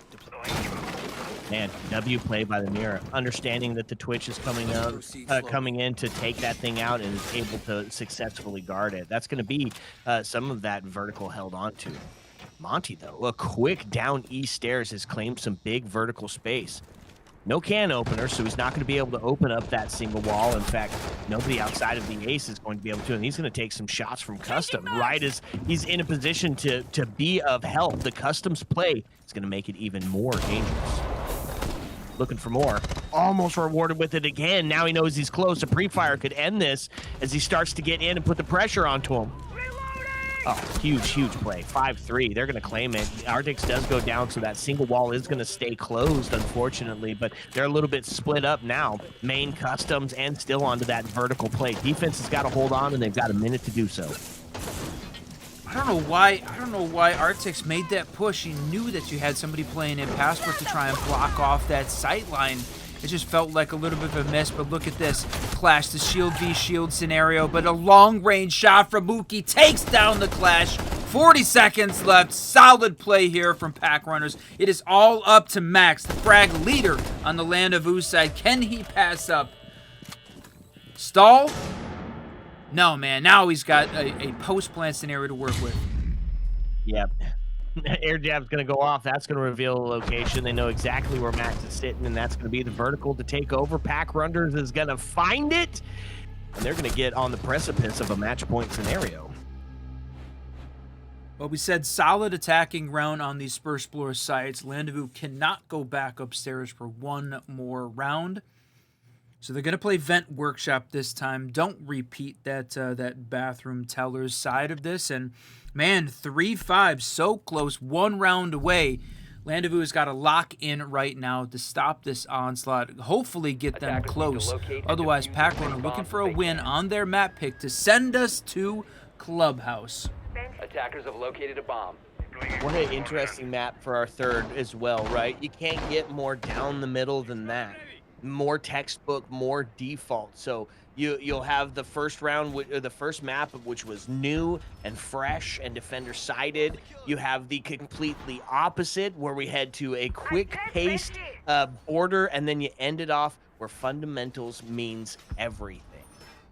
This is probably one of my favorite map lineups, and you know, no bias towards any team, but sure would love PACKRUNNERS to seal the deal here so we get a map 3. Well, the way they've been playing so far on their map pick, that feels like the way we're going. And honestly, we've got no favorites in the game. We love both of these teams. It's always tough to choose, especially when you're a caster here in this place. But just the way that they've been playing so far, this is looking very good for this team. So Landezvous is going to have to really bring some heat here. And look at this, clearing out some of the defensive util, getting rid of those Goyo canisters.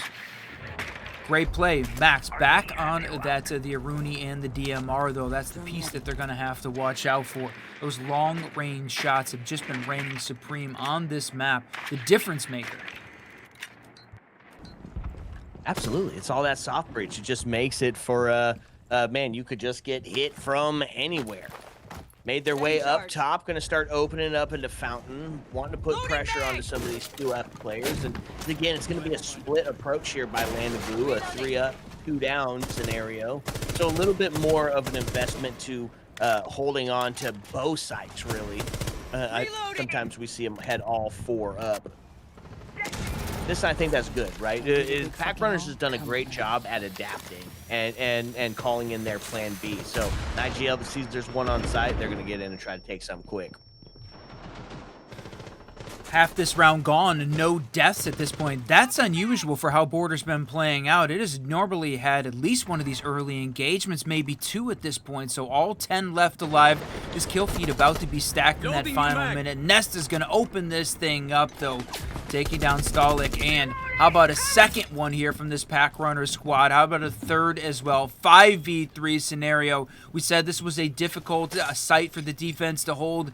PACKRUNNERS showing them why. And both of them on the first floor. No one upstairs holding down the long range kill there, but nobody holding down the vertical. Max in a very tough spot. Man, take a look at that kill count. He is holding on to the magic number. That's right. Plant's starting to go down. Can he use the power-up of 6-7 to find it? He does. First one goes down, now into a 1v4, but it's a post-plant. You've got the vertical and the others to deal with. Okay, Max. To ring out. Yeah, now he has found some space. Now he's got some room to work, and he's forced some movement. The crossfire's there. He's going to matrix his way out of there as he doesn't die, but he's a bullet. Flashes ring out, looking for another kill. Can't quite find it yet. A second flash, holding off the chassis, and not enough to get it done. Match point scenario to PACKRUNNERS. It's not a winner go home scenario yet. PACKRUNNERS match point scenario here to pick up map 2 of the grand final. It's a best of 3 because the teams wanted it to be that way. They didn't want to go for all 5 here on a Saturday night. But we're glad you're here with us for a little Saturday night siege, the grand final here in the MUKBANG Season 8. Right now, it feels like PACKRUNNERS locked in on their map pick, getting ready to send us to Clubhouse. And you said it, very different maps across this across the landscape, right? If you had Clubhouse, Nighthaven, yeah, some similarities. Maybe give us some indication of which way it was going to go. But Fortress, very different from Border, very different from Clubhouse. So I cannot wait to see what we got in store for us. Now, Landezvous, can they pull this off? They got to be perfect for 3, my friend, just to send this thing to overtime. The good news for them is they're back on the defensive stronghold upstairs on the 2F. Worked out well for him last time, and as the bans come through, the Mira is going to stay up, having chose the Aruni instead. You know, they found ways to deal with the Mira. So, honestly, I'm not terribly mad at it, and Twitch was one of those ways. So, that's a little bit of a ouch. But other than that, you know, not a bad pick. The Twitch, though, however, feels instrumental. Feels 10 like this seconds to go. extension util that you've got up. And I'm talking specifically every 5 single seconds to thing go. that can be used by the defense currently. Goyos, Miras, Zodos, Grismoths, and the Wamai disc, right? All of that could be susceptible to the Twitch. So honestly, in the battle of who wins the bans, I feel like the Twitch pick might have did it. I mean, it certainly makes Fafnir's mirror windows significantly more valuable in this case. You can bring out the Ella to protect the shields, maybe slow Nesta down just a little bit. I like it as well. This is a good one. It's going to make, again, also the Goyo canister's a little bit more valuable now. Look at this. They're going for a quick plant scenario. They're just going to run right in. The smoke's coming out. Do they have a C4 in play? There's 2 of them. They need to try one of these here, but it's a TK to ring out. Tough, and it's a TK onto the spearhead. It is going to be answered again. Land of Oop going to come up with one. Oh, no way! Equalizes and finds it again. Now into a 3-2 scenario. All of a sudden, the Grimbees are out. Locations are real. They're going to get into a 2-2. It's a Western showdown. No diffuser in hand, but the global gadget of Finka to keep both of these members alive and well. Faf and Geek standing between potentially seeing map 3 or just getting one more round. Diffuser starting to go down, making the push up towards the top of the metal. He hears the sound. Faf wins that. Huge swing is able to take him off the board. Man, combo plays so good. If Faf misses that shot, round is over, but he lands it, and that allows Geek to get up and stop from the other side on the pinch. And what a beautiful play by Land of OOO. TK, youch. Yeah, that was one of those quick executes that we absolutely love to see in Rainbow Six Siege, especially when you're playing in the T4 trenches, trying to win that money.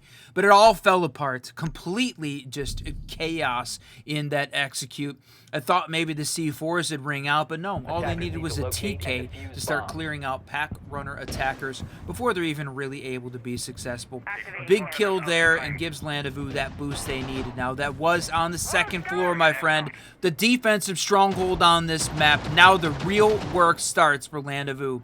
Can they hold on to a win downstairs on the first floor? They have been unsuccessful so far. Both of the lower sites, bathroom and vent, we saw back on round 8 and 9, where attacker wins. So Land of OOO is going to have to do better than they've done on any previous round if they want to hold on to their hopes of winning this in 2, or we're going to see a map 3. Well, in the perfect for 3 scenario, they find their first, and they did it well. Surviving the pressure and the onslaught of a quick plant. Ready for a run out here. Just see no damage done as they're able to get behind the fencing. It was double there. That was a double run out. They tried it from both sides. That was beautiful. You run one way and you die. Fortunately, they just did it a little bit too late. So all 5 alive here, so they're going to get some drones in and take a look. Clearing out the utility, getting rid of the cam, stealing the intel, making it a little bit more difficult to OOO to try and manage around it, and relatively quick. Less than 1 minute in and already started to run some of that. But you saw the player outside one more time. Look at this. Only one of the Goyo canisters in play on that window. So this looks like the main focus here for the attackers. They're spending a little time upstairs making sure they've got that vertical cleared out, because they cannot plant once again if they still have some of the vertical held by the defense. So they've got to get that, and then a quick hop in the window to close this thing out. But look at this. Nesta goes down. The Flores is there. Well, it's Solus is just feeding that intel, sitting on the drone. It's an easy kill potentially if you're not behind some of that secured cover. So they do get the pickup, though. Nesta is recovered, and instead it's going to see Faf on the other side of it get taken down, and that's going to be Mozzie relegated to whatever cams he was able to find out of this. Now, they were heavy into the intel here. Valkyrie's there as well. MP7 to take Matt off the board. That's a headshot and an equalizer, and a good thing for the defense, because now you've stopped the intel on where your intel's at. No way. Match to take one. Mookie goes down. Man advantage now into hands of Land of OOO. Yeah, Mookie just looking the wrong way there, distracted, trying to find where up top it was going to happen, but Vronix answers back, take down Max.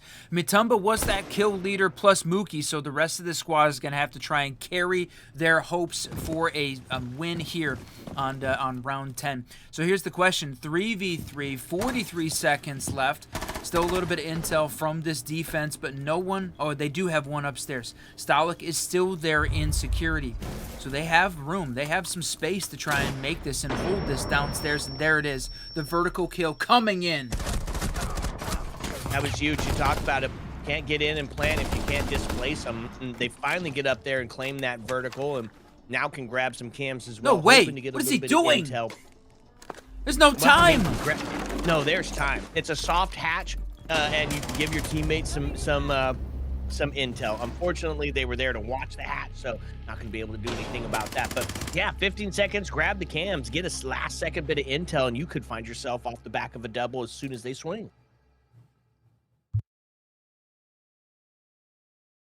Felt like, man, maybe a little bit of a rotate there to try and find one. Just get out of the way rather than give away that position. Open up that hatch and then rotate rather than spend the time grabbing the intel. But, I mean, you say it all the time. Intel is king in this game, so that could have been the difference maker. But Land of OOO was ready for it, and we said it was going to be a tough situation. They had not found a way to win on the first floor until it absolutely mattered. In a win or go home, or a win and go to map 3 scenario, Land of OOO pulls it off. And PACKRUNNERS said, you know what? Let's take this time out. Close this freaking map out right now, my friend, before we got to fight it out on club. We need to find this win here. We cannot let the Land of OOO team win it in 2. Timeout. Man, that would be devastating, right? You do such a stellar performance, almost ensuring yourself a map 3. And then Land of OOO has just counterattacked, right? They have just been wonderful on time torching, on utility extension, and holding on to that vertical. I mean, we're talking, you said we got that kill up top at 15 seconds left.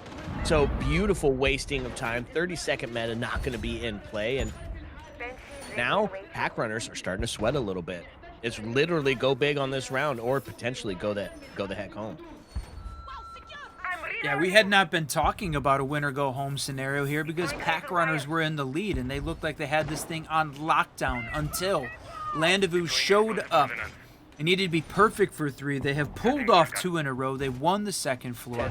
They beat all odds here at this point and won a first floor site, and so now they get to play Bathroom Tellers as the second. What are they going to do upstairs? Will Geek run in that to the clash upstairs? Going to bolster this, and they've got 4 of the players holding on to 2F holds at this point. It was just Max with the Goyo downstairs on the first floor. Everyone else is stacked on that second floor. So the opening pick here is going to be such a huge point. It really put PACKRUNNERS in a difficult situation on that previous round and felt like the start of the fall. So what are they going to do? Mutomba. And he was that guy that went down. Got to stay alive. He's playing the Ram, is a key part of the vertical hold here to put pressure on that defense. Mutomba's got to get his utility in and working.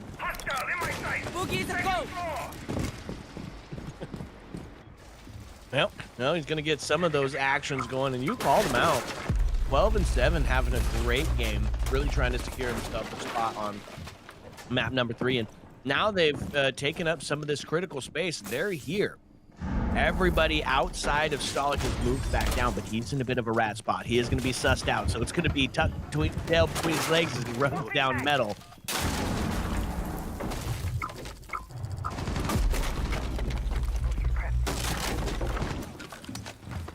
And minute 42 left, just opening up some of this. The combination of the sledge, we don't see the sledge very often, but sledge plus Ram, they're making quick work of all of this. Tons of vertical space here all over the place now. So there's an opportunity for Land of OOO to take some shots upstairs, but right now making it difficult to open the hatch. Man, we said Mutomba needed to stay alive, use that util, and how about picking up that first kill as well? Does get answered back. In fact, they do it double time. Max able to pick one up onto Matt as well, taking us into a 4-3. Dangerous situation. Nice but Nesta. there it is. Does get answered back. Nesta gets taken off the board by the Reaper. Grenade starts to head out towards the flash, and that's going to be the plant going down. Had to run now in a difficult position, but they're going to be rotating around towards 90 as the pressure's coming. Just W game sense, but Slinky on the pre-fire is going to find one. Post-plant scenario now. Have to retake into sight. Max is going to find another one. It's all going to be up to line, but they're not going to be able to get it done. And no way! I think it's fair to say it, my friend. We're going to overtime. W play there from Land of OOO. He's going to catch, Artix is going to catch one extra there with the Claymore at the end of it, but man, you said it. The diffuser goes down, post-plant scenario, but Land of OOO was ready for it. This was a grudge match, a rematch from AEL, a rematch from several other leagues, as these teams have been playing against and with each other for a long time in the T4, T3, T2 arena. And it's all happening here on MUKBANG. Which one of the teams is going to come out ahead now? If you're the PACKRUNNERS, maybe start to sweat, maybe start to worry. Land of OOO is up 1-0 in the best of 3. They can find a way to win here on Border. This thing is done, and they win the money. Attackers need to locate and defuse as many bombs as they can. Had to be perfect for 3. You said it. They did it. Now up to the 2F. They're going to have to get on the attacker side of it, or stay on the attacker side of it. PACKRUNNERS. They need a little bit of some hope and some help here. They had a dominant lead and then have just since done absolutely nothing. Land of OOO trying to put this one away. PACKRUNNERS going to lean into some of that slowdown game. Smoke and Malusia on the board. Banned out in the first map. Going to be utilized here, so not just slow down, but comfort pick as well. They're spread out pretty big right now. Most of the defense sits off-site. Yeah, this doesn't feel like anything except for a little bit of a PACKRUNNER collapse at this point. They look so good on this map, on their defense, on the beginning part of the attack. Those 2 rounds they won on 8 and 9 were convincing to the point that you know what, it felt like this was theirs to win. Land of OOO has just responded in a huge way. They have come back in a way that we didn't expect early on at this point. So PACKRUNNERS, what are you going to do? What can you come up with here on defense? You get to play that second floor, so this is the stronghold. But right now, it's not feeling like it's their map. Again, opening pick is going to tell the story. Matumba held on, won that battle on the previous one, but Land of OOO, undeterred, they managed to close that previous round out in a post-plant scenario. So even when all the pressure was on, they were still ready for it. Now, they've committed a ton of players and resources up here to the security side, the CC side. Opportunity here for Land of OOO to maybe catch them off guard. Not just committed a lot of resources, but we've got a roaming smoke that sits up there with that Arunia and the DMR. So in a prone position, looking for a pwned and owned potentially, if not sussed out, especially on refrag capability, could be absolutely huge. Still no contest ringing back and forth. Roteros are going to get in and start to clear out some of this extension util. Now the pressure towards east can start to commence. In towards break, that's going to see the first. Axe is going to go down. That's going to be a huge one as the man advantage goes into the hands of PACKRUNNERS. Now they're in a position to just hold. This is where that smoke could come in huge. They've got to know at this point. I thought we saw a drone get into that site to be able to give a little bit of that space, but no, they don't apparently. Stalik picks up one, but Tumba Artix, what a trio in a row to clean up this Land of OOO attack, and now down to a 1v4. Slinky, what can you do, my friend? Holy cow, he's outside the map, a little bit of the back foot, and he's going to take down that top frag, but in a 1v3 scenario, this is a huge clutch opportunity. Can they pull it off? Beautiful. Does find one. Has to be perfect for 3 more, or they're going to put Pack on that match point scenario. A slow walk, sees one, is going to be rewarded, and now it's going to be shot from the other side as he gets close. SMG, or not the, yeah. You got to be kidding me! The triple kill, and now it is a very low health situation. That impact nade that sits into the hands of Malusi could be enough to, for sure, get that one done. The rotate towards metal. Looking into the office. Beepers are going to go off. He's going to take a swing. 6 seconds left. Starts to go for the plant, but it's a fake. Obviously, takes a couple of shots. Not quite enough. 1 second left. He hides in the corner to save it. Huge play as they hold on. Slinky, a force to be reckoned with, almost pulls that one back. What a legendary play there from Slinky. He had the opportunity to go down like the king for the Land of OOO side and just fails at the end. But honestly, that was a heroic effort for him. PACKRUNNERS, though, they pick up the win on defense on the second floor and go up 1 round over, 1 round away from winning this and sending us to Clubhouse, my friend. It is a match point scenario. Land of OOO, they needed to be perfect for 3. They showed up when they had to. They've got 1 more opportunity. Are we going to see round 15 or are we going to see Clubhouse? It's one or the other. Okay, got to get it done on the attacker side of it. Defense, what are they bringing to the table? Again, back to the mirror, right? Wasn't taken off the board, so obviously going to be utilized. And a little bit of intel, Valk cams, looking for that C4. And then the big part, I think, here, the slowdown game, the Goyo canisters. That could be that detriment, especially because we've been seeing it come down to the wire multiple rounds in a row, where you're in that last 10 seconds. If there's a well-placed Goyo canister, absolutely devastating. Land of OOO, they're wanting to get it done with fire and C4s. 4 of them, mind you. That's a crazy amount of C4s plus impact nades on the other side. They're just looking for explosive potential here to start taking down this PACKRUNNER attack. Is that going to be enough? I mean, it's been an explosive game so far, and they want to go out with a bang. 1 more round, though. They have to win it. This is a must-win scenario for Land of OOO. Can't believe it's honestly gotten this close. This looked like a PACKRUNNER game, and we were talking about 6-3 back on round 9. Talking about the doom of Land of OOO, but my friend, it's adventure time. The game's not over till it's over, and Land of OOO is here for it.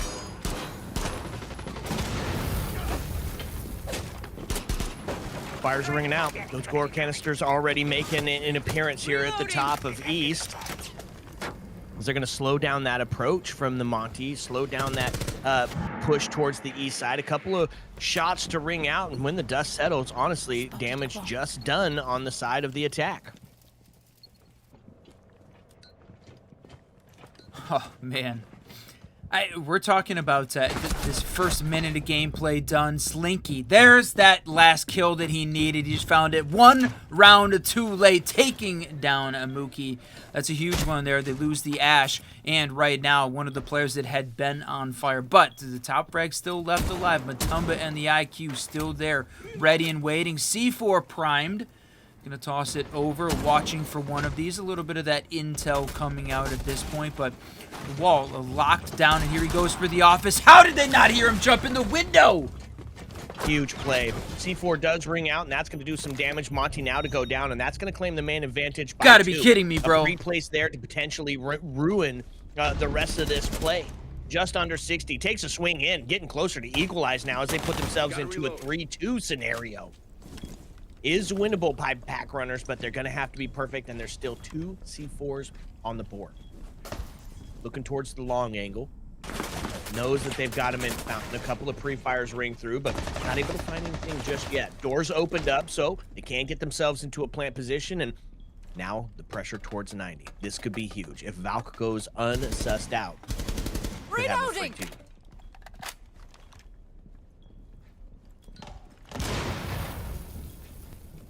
Starts to take a look. Valkyrie making their way up. The fires are going to ring out in the default plant position. That's going to be the rotate on back around. Some damage done, but still alive. 20 seconds. What's she That's doing? going to see it. Max finds the kill. Now it's going to be on to Nomad in a 1v3 scenario. 14 seconds left, and this is exactly what we were talking about, Run. Those Goyo canisters just going to prove to be disastrous. There it is, my friend.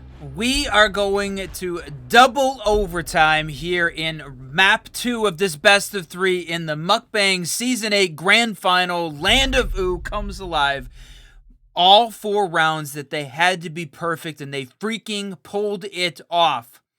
PACKRUNNERS have just lost some of the momentum, the steam, the shine that they had coming in on their map pick. And this is it. Retribution grudge match on the table. Land of OOO and Geek looking for the win over this PACKRUNNERS roster that bested them in the AEL Season 2 Grand Final. Which way is it going to go, my friend? Are we going to see a Land of OOO victory here, Grand Final, or are we going to see Clubhouse, PACKRUNNERS, my friend, downstairs on the first floor on defense? Now we're in a tough spot.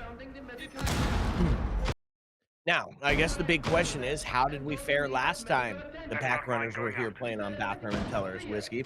Because it feels like their defense has been on point, right? They've been solid on some of these defensive holds. They've doubled up on their intel. They've got plenty of distraction in the Fenrir and the Grismots. And then a little extra util to boot with the proxies and the C4 coming from Sentry. So I don't know. Feels like not a bad place to be if you're on a match point scenario. Located by attackers. 5 seconds left before insertion. All right. Lock in, my friend. We're going to go intel side heavy on this PACKRUNNERS D. They want to try and understand, do they know exactly where this Land of OOO attack is coming from? And they need to be able to react, redirect, make some changes quickly as soon as they find that out. Combination of Mookie stealing away some of that drone intel, Arctic's running those cams on the Valk. So they've got a little bit of everything here. The interesting pick, Nesta on the Ella. They're prepping for a little bit of shield play there from the Land of OOO attack, but no way. Goes for the run out outside, but does not connect. Max survives the onslaught, even though he lost a little bit of his health, but that was a huge boost here for a Land of OOO attack, surviving that run out. Yeah, no kidding. Close and almost a mental shocker here. We're going to start opening up from the vent workshop side, put some pressure directly into the bathroom. And since they haven't fully extended and they've got the rotate open, it's free territory. Upstairs, they've got plenty. Max goes down a second to follow as Artix is able to take one as well, looking for that prone position. He's got him locked down into the main lobby. They got the down here. So technically into a 4-3 scenario, but still, again, attack going to be put on the back foot. The bathroom is the one site, or I guess we saw wins on both of the first floor sites at the end of regulation here from the Land of OOO attack, and Stalik is there, takes down that top frag, puts us a little bit closer. Nesta is still down. Do they have a 3v3, or is it going to be a 3v4? Can they pick up the Ella, or is she stuck in a place? Man, too close to call. A minute 20, 3v3, all tied up. They're just wanting to drag this thing all the way out to the end, and there's the confirmation on the kill. Slinky has been not unstoppable, but 13-7-1 has certainly picked up the pace in the latter half of this game. Absolutely. So, just over 60 seconds left. Looking for a highlight reel here to get yourself either the win or another map. A low health scenario for the Ash. They are just but a bullet, so have to be careful. Barbed wire can be the ender if you're not paying attention. They make their way up towards metal, put some pressure onto this sentry. They're going to move in, and that's going to be split up for the push here. Sending out some flashes towards the radio corner. Is going to be locked in. Sees some damage done there as they go into the prone position. A self-flash as the shots ring out, and that's tough. C4's there, but it's going to get shot out. No way! 26 seconds left, run. Ooh, tapped as he finds them at the end towards 90. That gives them an advantage now over to PACKRUNNERS. 17 seconds between them and one more map. Frag leader in the hands of Slinky. He's been perfect. Can he lock it in for these last three? They drop down into sight. They're going to take us run at it. Geek's able to find one now into a 2-2 in a perfect position to get a plant and hold the cross as they find themselves potentially getting this one toasted. It's a post-plant scenario. Allowed to stick it. Is going to make the swing.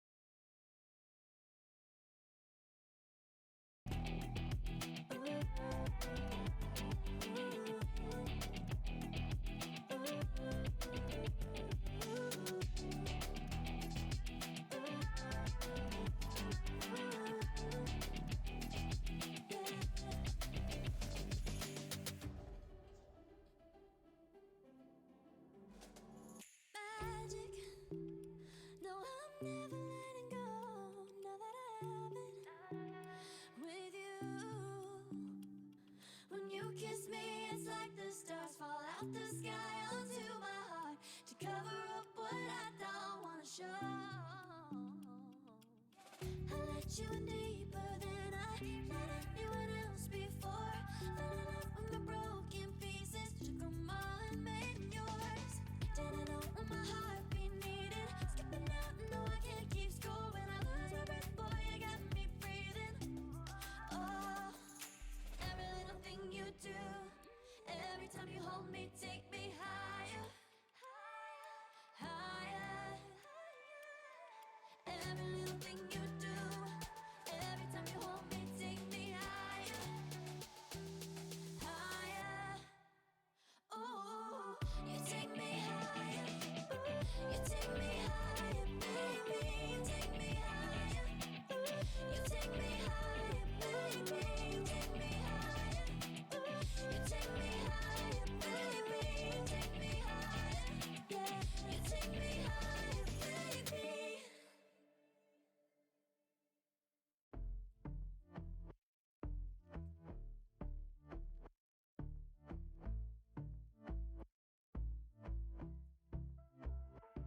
And I've been chillin', watching the ocean with you. Baby, up with a slow motion crew. And we up in our cloudlands when people change, but not us. And we just chillin', kicking it, kissed by the sun. Could be soaked to the skin in the mall soon. I know she got the good vibes when seasons change, but we're the same. Even if I lost all my money, the zero runs deep, honey. And I don't need to speak a single word, 'cause you got me holding, holding. Even if my jokes aren't funny, my tongue tied up on it. And I don't need to speak a single word, 'cause you got me holding,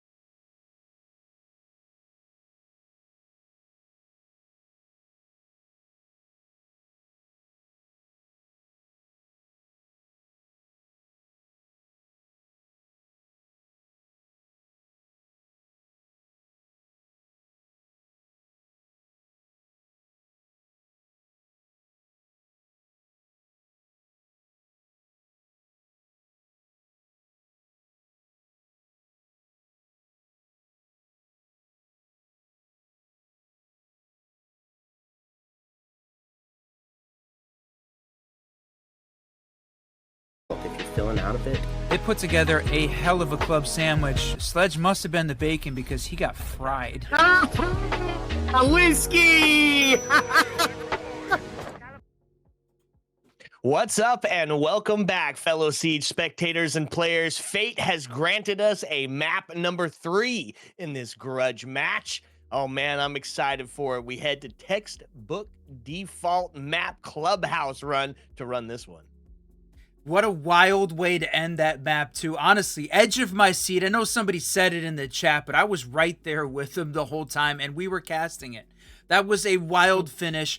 PACKRUNNERS, I thought for sure that they had that thing in the bag back on round 9 until they threw it away and let that thing slide and gave all of the Land of OOO fans out there a hope. Just enough to keep them in it to round 15. Man, what a game so far. Map 3 required as the grand final has come down to it. It's a best of 1, my friend, to decide who wins all the money.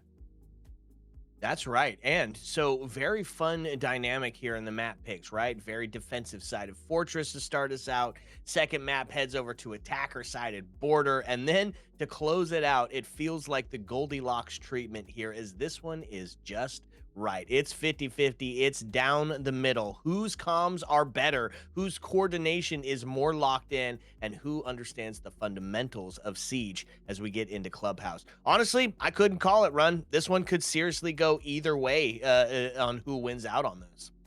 Yeah, and it has been a battle back and forth between them all the way, but you said it. We are going to Clubhouse, my friend. Here we go. Now, as we're going into this one, right, it has felt like, in general, to me, PACKRUNNERS has been better across the length of both of the maps, sort of consistently, right? Fortress, they obviously got to take advantage of because it didn't feel like they knew the map as well. So if you take that out of it just a little bit, they had some great moments. So to me, it feels like the pressure is on Land of OOO. And they also have got a little bit of a... I want to say a little bit of history, a little bit of stigma here that that Geek and his squad have had trouble winning grand finals. So is this going to be the game?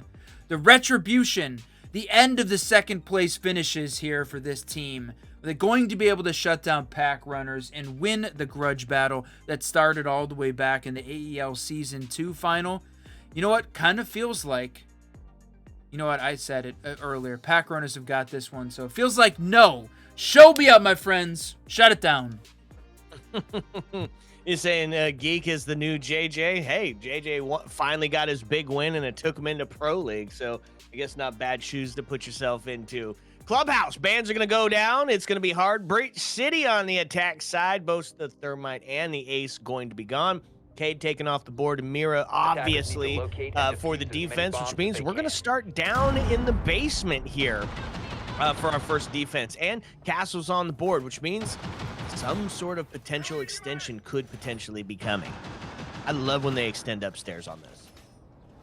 Yeah, I think that is a strat that works really well. You said it all the time, right? This is the great equalizer, a map that both of the teams feel like they have great strats for in general. So, you know, it comes down to how well do you play together as a team. Sometimes it can be those magic shots that happen, those insane clutch plays. You know what? We got to see a couple of those on that previous map. Slinky put up a hell of a great round there from Land of OOO that almost won his team that previous map. So comes down to a little bit of clutch potential, but Clubhouse much more equalized from a team perspective. So as you see this one start off, Land of OOO on defense, we're looking for a 4-2 half and nothing less. 3-3 puts PACKRUNNERS solidly in the lead on this map. So we're looking for them to find a big win. Starting off on the basement, the defensive stronghold, and you know what? The fact that you got Mookie on the Deimos, Bronix back on the Ram, they've got tons of this vertical space. This is exactly what they need. It feels like the only piece they're missing, maybe, is something to deal with the hard breach piece. But you know what? Just push down the stairs and pick one up, my friend. Yeah, huge first play, right? They got the cams in, they've got them poised outside of the window, and they wait for the single, and it's the rappel to take the kill. Beautiful play as they isolate FAF and send Valkyrie to their own camp. Now, they did do the extension up top. In fact, they did it all the way up top. 2F is going to get caught off guard as Max goes down, and Man, so yeah, already gonna have to see that rotate back downstairs. Castle makes the drop down, and it means that it's still got some play on the first though, right? Both Mozzie and Azami here still trying to hold on to the vertical. I thought for sure we were going to see Stalik fall back down that oil hatch and just give a little bit of space here. But no, the nade falters, does not fall down exactly where he's expecting. And man, look at this. In the extension with the Deimos drone pinging out his position constantly, he's staying engaged in this battle, did not drop off to the basement. I'm honestly surprised and shows a little bit of confidence. Finally, he falls, but that was a ton of time burned to get to that point. The problem is he did fall, and that puts Landavou in a 5v2 scenario with 1:10 left. Plenty of time here for this attack to work this vertical side and get ready for a crazy execute with overwhelming force. Yeah, absolutely. And it wasn't just that they died, the Azami got killed. It was the way in which it happened, right? It was a team effort. You heard the Gon 6 go off to take either that Kiba barrier or the castle barricade, and they had one on the other side as well, so it didn't matter where you were going. You were pinched. Blitz on the board. Teamwork again going to ring out and find one. It's going to be stuck behind the counter. And flawless! Pack runners. They're going to find a flawless round here. All right, on attack, playing on Clubhouse, in basement, flawless. What a way to start this thing out. Man, there was a lot of discussion about who was going to start on a defense on this round. And, I mean, feeling like that is such an important part of the way that this plays out. We said it right at the beginning. Anything less than a 4-2 defensive split on Clubhouse, I think, is a big miss for the Landavou team. So, we said it earlier, it's adventure time, my friend. They got to just lock in. They're going to try and do it on the second floor. Don't rotate back, play that basement one more time. They're going to get it upstairs. Okay, up to the gym bedroom. This time they're going to do it sans the castle. And no bandit as well, right? Kind of those two going hand in hand to make sure that you can keep that breach closed for as long as possible. And instead, bring out the architect, bring out the Fenrir, and honestly, a little bit of area denial. That Goyo proven to be instrumental in quite a few of the wins that they had on the last map. So yeah, I ain't too mad about it. Just a foregone conclusion that they're going to get opened up either through those Kairos or some can openers. So not much attention into holding it close because it's going to be a small hole. It's going to be tough to get through anyway. Good drone here. They're working on getting a little bit of that intel, holding on. And man, you take a look at this attacking lineup. I love what the pack runners are bringing to the table right now. Brava, the combination of this, the Deimos has been so good so far, and I know Mookie has got a ton of fans in the chat right now. Got to be one of the #1 loved players, at least based on the SDS chat is concerned. Plus the Blackbeard here from Nesta, going to lose a little bit of that health from busting in, but top red is going to be able to push in, toss a nade, gain some space here as he pushes the rest of this team back, clearing out the CC cache side. This is working real well for them, so Landavou's going to have to lock in. They still have all 5, so even if they've lost a little bit of map control, they still have got players in place to make this push over into Khan difficult. And look at how quickly they are taking this space too, Run, right? It is literally just throw your grenades, take space, take a couple of shots, take space, and it is effectively pushing these defenders back farther and farther and farther. Now, here's the big question, right? Faf is sitting down on the first floor. Usually you see him kind of hold up towards that that mattress area. Instead, he's playing lurk, he's playing late round, and he could potentially have the play if he goes unsussed out here. I love that play here from him. You said it, absolutely in the right spot. They're going to use the Blackbeard to just bust his way through all of these soft breach, clear this thing out, gain a little bit of space. But if he can come up late, up these top red stairs, right now Deimos and Blackbeard in the wrong place, wrong time. Finds that first kill. Defense up in the man advantage. Less than 60. Arctic's able to answer back, though, and Damos is going to take one off the board. There's the first. There's the second. They're going to find it. Yeah, Faf, that was the big play. A triple. Faf onto the triple kill. It said you had to watch it downstairs. He comes up for the lurk and finds it. But look at this. All of a sudden, a 1v1 shield versus faux shield here, as the no keeper barriers in hand, but plenty to be worked on. Diffuser is cold outside. Gonna have to take a couple of shots, and now into the danger zone. Trying to play cat and mouse with the Blackbeard, arguably a dangerous game to play. He's gonna get outside. He's gonna go for the diffuser and try to get back in. Looks for the hop in. Couple of No shots, way, but he not got able to in! do it. Yeah, he just missed. Unfortunate, not able to take it. Now, Oh, the no canister way. Gonna be a bane here. He's gonna have to make the big rotate around. 9 seconds, making the big call onto the gym bedroom area, and look at that. Faf good for 4 as the quad piece rings out. The lurk wins on gym bedroom. What an insane flank from that man. I mean, Faf single-handedly wins that round for Landezvous. They may have killed a bunch of time upstairs, but the Blackbeard was ready to win it. And honestly, that was a hell of a good play for him. Pushes Faf out of the space and on the construction side, managed to get outside, get the diffuser, hops in the window. If he's not playing a shield, he loses that battle 2 or 3 times before he gets that close to the diffuser at the end, and got so close, just a single second on the clock before that was a win, and he's able to put that shield up and redefend. W play from both of those guys coming out, and ultimately Fafnir with the 4K pulls off that huge win. That's a big one. The problem is that was an individual heroics from him, not a tremendous team play from Landezvous, and a little bit of a completely missed flank from the PACKRUNNERS. So who's going to make that adaptation better this time around? You can see that second floor tertiary side as we're back to CC Cash. Yeah, it's funny. We go to CC Cash, and there's the castle coming back out. So what was widely recognized as kind of the default for the longest time is you bring the castle to the gym bedroom, you block off the windows, you give your bandit a chance to potentially defend and bandit trick. And instead, we've seen it on Cash CCTV and a church instead. So really just kind of funneling into that the extension instead, guarding down below. And stopping some of that vertical play. 30 seconds off this clock opened up some of those sight lines. That main breach is open at this point, seeing the attackers rotate to try and hold on to the long angles. And now it's time to start clearing out defensive utility. Use that Flores, gain a little bit of space so Nesta, playing on his Monty, can make some room upstairs. But man, Mookie picks up another 3-1-1, not quite matching Fafnir's individual performance, but question marks out in the chat. He's feeling himself.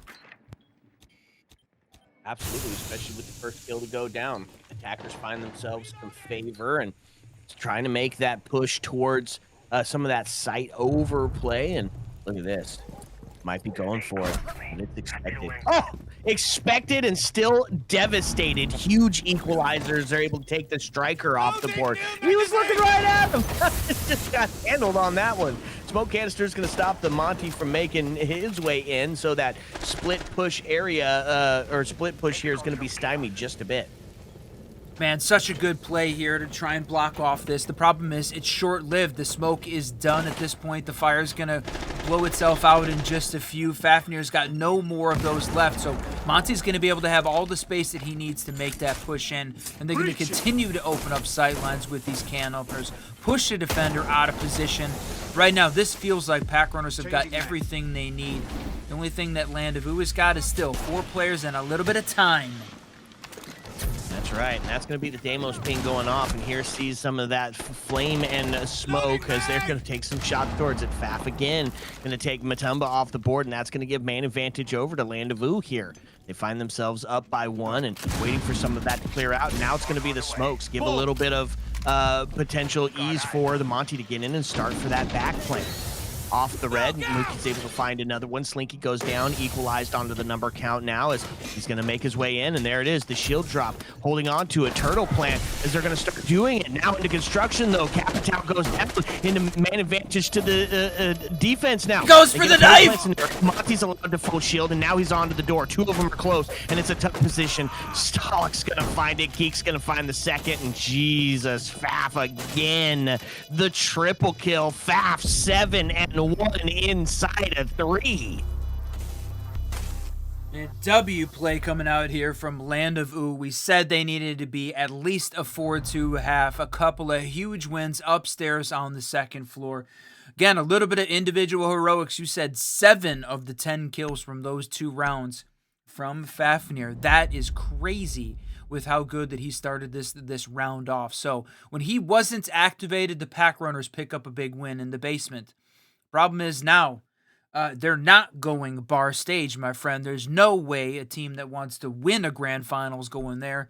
So they're going to have to try and play Church Arsenal one more time. If everything wasn't on the line, I'd say maybe, but no chance in a grand final scenario. Yeah, I don't feel like I got any room to argue there. That feels like you're probably right. Although I would like to see it. And actually, I'd like to see it played well, but sure. Probably not going to happen. Down back to the basement as that first quarter goes through. The bands come out, and honestly, no surprises on this one, right? Deimos gets taken off the board. He was instrumental in a couple of those rounds, sussing out where those defenders are. Not quite the right defenders, as Faf, of course, was able to fall into that lurk work so well. But it definitely was instrumental, that pistol being devastating. And then on the other side of it, they want to nerf Faf a little bit. He was playing crazy on that to Zombie. They're going to make sure he can't do that anymore. Yeah, I think that's a great play. Azami is so strong on this map in general. I actually wondered why she might not have been part of the initial push. I mean, you're going to start off in the basement. The Cade certainly makes that a little bit more difficult to get the hatches open, but with how good Thatcher is, with how many players have impact EMPs, I think Azami is just a better op on this one, and was a big piece of why Land of OOO found a couple of those wins. So take that asset away. Now on the other side, Deimos also very good on this map, so I think a good choice there from Land of OOO to take off the board. Now, it does leave the glass open, and Mookie went crazy with glass on map 1. So, is it going to happen again? Leave him with that asset, and, you know, we're going to try this dirt push in. They don't have the Azami to block off some of those sight lines, maybe giving just a little bit of a boost. I like that potentially Mookie's going in for this dirt play here. If he's able to win that first engagement, not only will he be taking Max off the board, not only will he be taking the Warden off the board, well, none of the rest of my statement matters because he loses that fight. Max takes him off the board, and sorry, Mookie, sorry about that. I can't believe you were literally talking about that engagement, but no, Max is the guy. He was MVP on map 1 and shuts down Mookie before Glass is really able to be a significant factor on this round. Land of OOO is playing defense much better than we saw on map 1. I was honestly worried with how good Pack Runners played that round 1 that this was going to be over too quick. Initially, I had said that it seemed like Pack Runners was potentially the favorite. Land of OOO has answered back. They are ready to make this thing happen.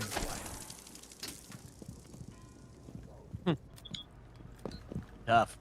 Grimbees go out. Malusi's location revealed. They're going to make a little bit of a switch. They're looking here. confused, though. What is going on? Yeah. Kind of caught in the corner, caught in the traffic, caught up on each other as they get a call and everybody is going to respond. I don't know if that's confusion, more of, hey, plan B is now in effect. Operation Bravo needed, necessary. Part of that is going to be, again, dislodging Max, right? So now the shield starts making his way up. C4 is going to ring out. It's not going to do much damage, and it's going to be some shield on shield. But this time, the clash is better for this play because it's forcing the shield break, which could allow it to get some absolute devastation. He's making his way. No way! Out of this thing. This is a real danger zone unless he has some homies pushing up to find it. Matt is going to take Vaf off the board, and they're going to start to retreat. towards the main. They're just really going for as long as possible to stall this out. But oh man, Stall takes one, Stall good for two. And all of a sudden answered back. Nets takes a Max off the board now to a 2-2, but it's 3 seconds left. You gotta start the plan. And how in the world are you gonna hold it? Solid pistol towards Clash is gonna go down, looking for it on the long end. He has to stick it, but he can't. A pistol can't get it done. Defense is gonna find the one. Oh, he has the kill. What a play! What a play! What in the world just happened on that round? Are you freaking kidding me? That had to be one of the wildest rounds of Siege we have seen in a while. Complete, utter distraction in the dirt tunnel. They look like they have got Monty on the back foot. The W play combo between the Warden and the Clash, completely shutting down Monty, but they are ineffective. They can't pull off a win. They can't pull off a kill. With 12 seconds left, they back off because finding out that it was all a distraction and the plant is going down. Then it's just utter chaos as kill after kill after kill happens until Mutombo finally picks that plant, the diffuser back up and goes for the plant one more time. And it honestly looks like it's over. It looks like it is over, but Geek is there and wins and kills the planter in the final seconds. Can't believe it came down to it in that way. What a crazy round of Siege. Land of OOO, I think, honestly got away with one on that one. Yeah, no kidding. Well, 100%, right? If he has more bullets in the gun, that kill is you're shot in the back and you're not able to stop the plant. But because that engagement took so long, because the stall game was so good, and because the Clash was just not dying, it didn't have enough bullets to get the job done. Geek able to reach up, touch one, stop the plant after the timer hit 0. So just fun play. That was a fun play. Now up to Gym Bedroom. They're going to do it this time. Going to lean into keeping the walls closed. We are going to see the Bandit and the Castle get on. So a dedication and investment to making sure main breach can't get open. And if it does, it's going to at least take some work to get that done. Okay, do we see a Land of OOO win in the basement because they adapted better, because they played better fundamental Siege, or was that just a clown show that happened across the board between those two? You know, is that the defining moment in this round? Is that going to be the end of this Mukbang Grand Final, or is PACKRUNNERS going to answer back and say, that's not our team, that's not the way we want to go down? I want to see these guys absolutely lock in right now. I've seen them play better Siege just in the last couple hours than what we just witnessed, so let's see them lock in, my friend. Yeah, absolutely. Clown round for sure, but it's still the clown got it done, right? The clown play got it finished.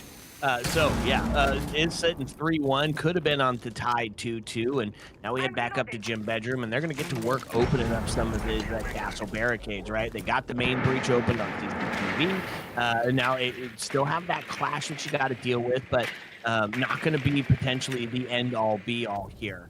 It is just going to be a ton of intel as the fires burn down and Clash is allowed to stay. That's crazy good placement there to stay alive. Now Mookie picks up another, man. You know what? May not have been the kill leader, may not have been the MVP, but Mookie just seems like right place, right time, over and over and over. Max gets one, traded though by Nesta as the craziness happens top of those red stairs. So once again, this PACKRUNNER attack has managed to push the defense out of position over on the Cash CC side. Slinky backing off from this engagement as well. They're giving up space here on this on the Cash side, and are they going to clear out? Yeah, the environmental ingredient. So much fire there to make this more difficult, but Slinky reacts. Thing is, that hatch is open.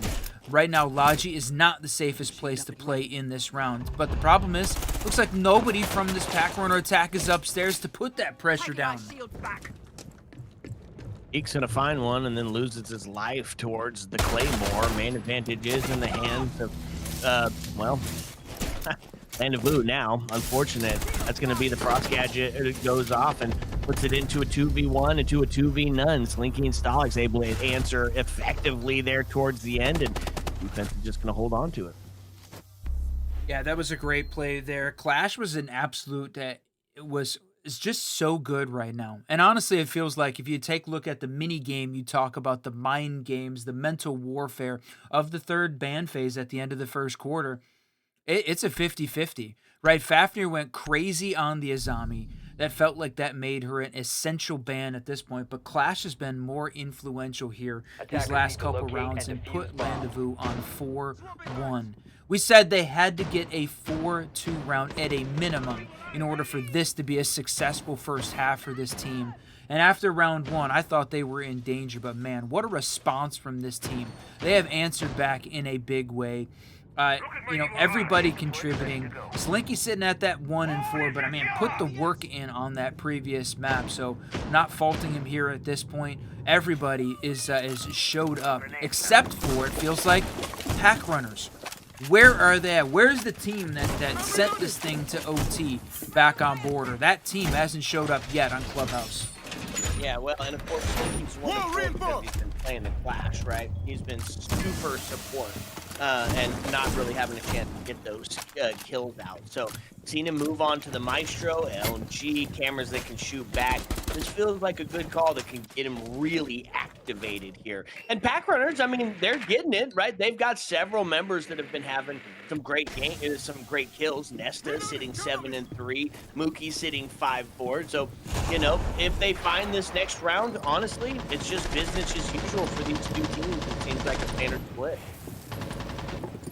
Man, this was a great play here. You know, you don't see a lot of teams sometimes taking all of the extra time to make sure that they open up all of the MAV holes on from the defense before they reinforce those, right? Making sure you cause chaos and make that more difficult for the MAV. And you know what? Good. A little bit of a attention to detail for the Landezvous defense. And yeah. Look at this. They stole out this Brava. She takes a little bit of health off Max of the smoke that's playing top and rafters. So that's a pair of great plays here from the attackers. Well, so I guess it just matters who's on the Clash on whether you're going to get kills. Faf going to get himself another one. 8 and 3 currently sitting. They're going to get that Maestro cam off the board and a little bit of safety. Gas can goes out, and that's going to stall out the Monty here. Is just going to be allowed to hold on to Garage here. Drone up and running. Yeah, I mean, he was ready and waiting for Nesta and the Capitao to be able to push him out of that position, but it felt like they just missed or were playing slow. Why didn't they go for it before Max is able to move out of position? He still has, well, no more of those smoke canisters, so now he's ready. He makes the jump down, and there it is. There, finally, he's cleared out. The fire goes in, and they're ready for it. So W play there by the PACKRUNNERS attack, and they have got garage control at this point. Now it's time for Matumba and that the MAV to continue working on this main bridge. So a little bit of battle of the shields, but complete garage control here. The question is whether or not Landezvous is ready for a little bit of swamp rotate. And Stalik is there. He could have been that guy, but going to go on the construction side instead. 33 seconds now, man advantage to the defense, just has to play the stall game, slowly making their way up, catwalk, they've got some space, they've forced the defense back to the cash side, which means getting in for that default plant. Monty gets in, and here we go, the start of some absolute chaos, running outside, trying to take some shots toward it. Is going to see Geek at 1, Mookie answers back now in a what a great shot! 3-2 scenario, and they get the Maestro down. That's going to get equalized as Veronix now is on to the triple kill. On pace for the ace. The Monty, mind you. Oh no, he's just getting the downs. Okay, quad kill for Mookie there as he's now down into a 2v1 scenario. This will be some shield on shield potential action, and Monty's got the door locked up. You have to rotate, otherwise you find yourself in a tough spot, and there it is. Ace for Mookie. No way! He's able to claim a round.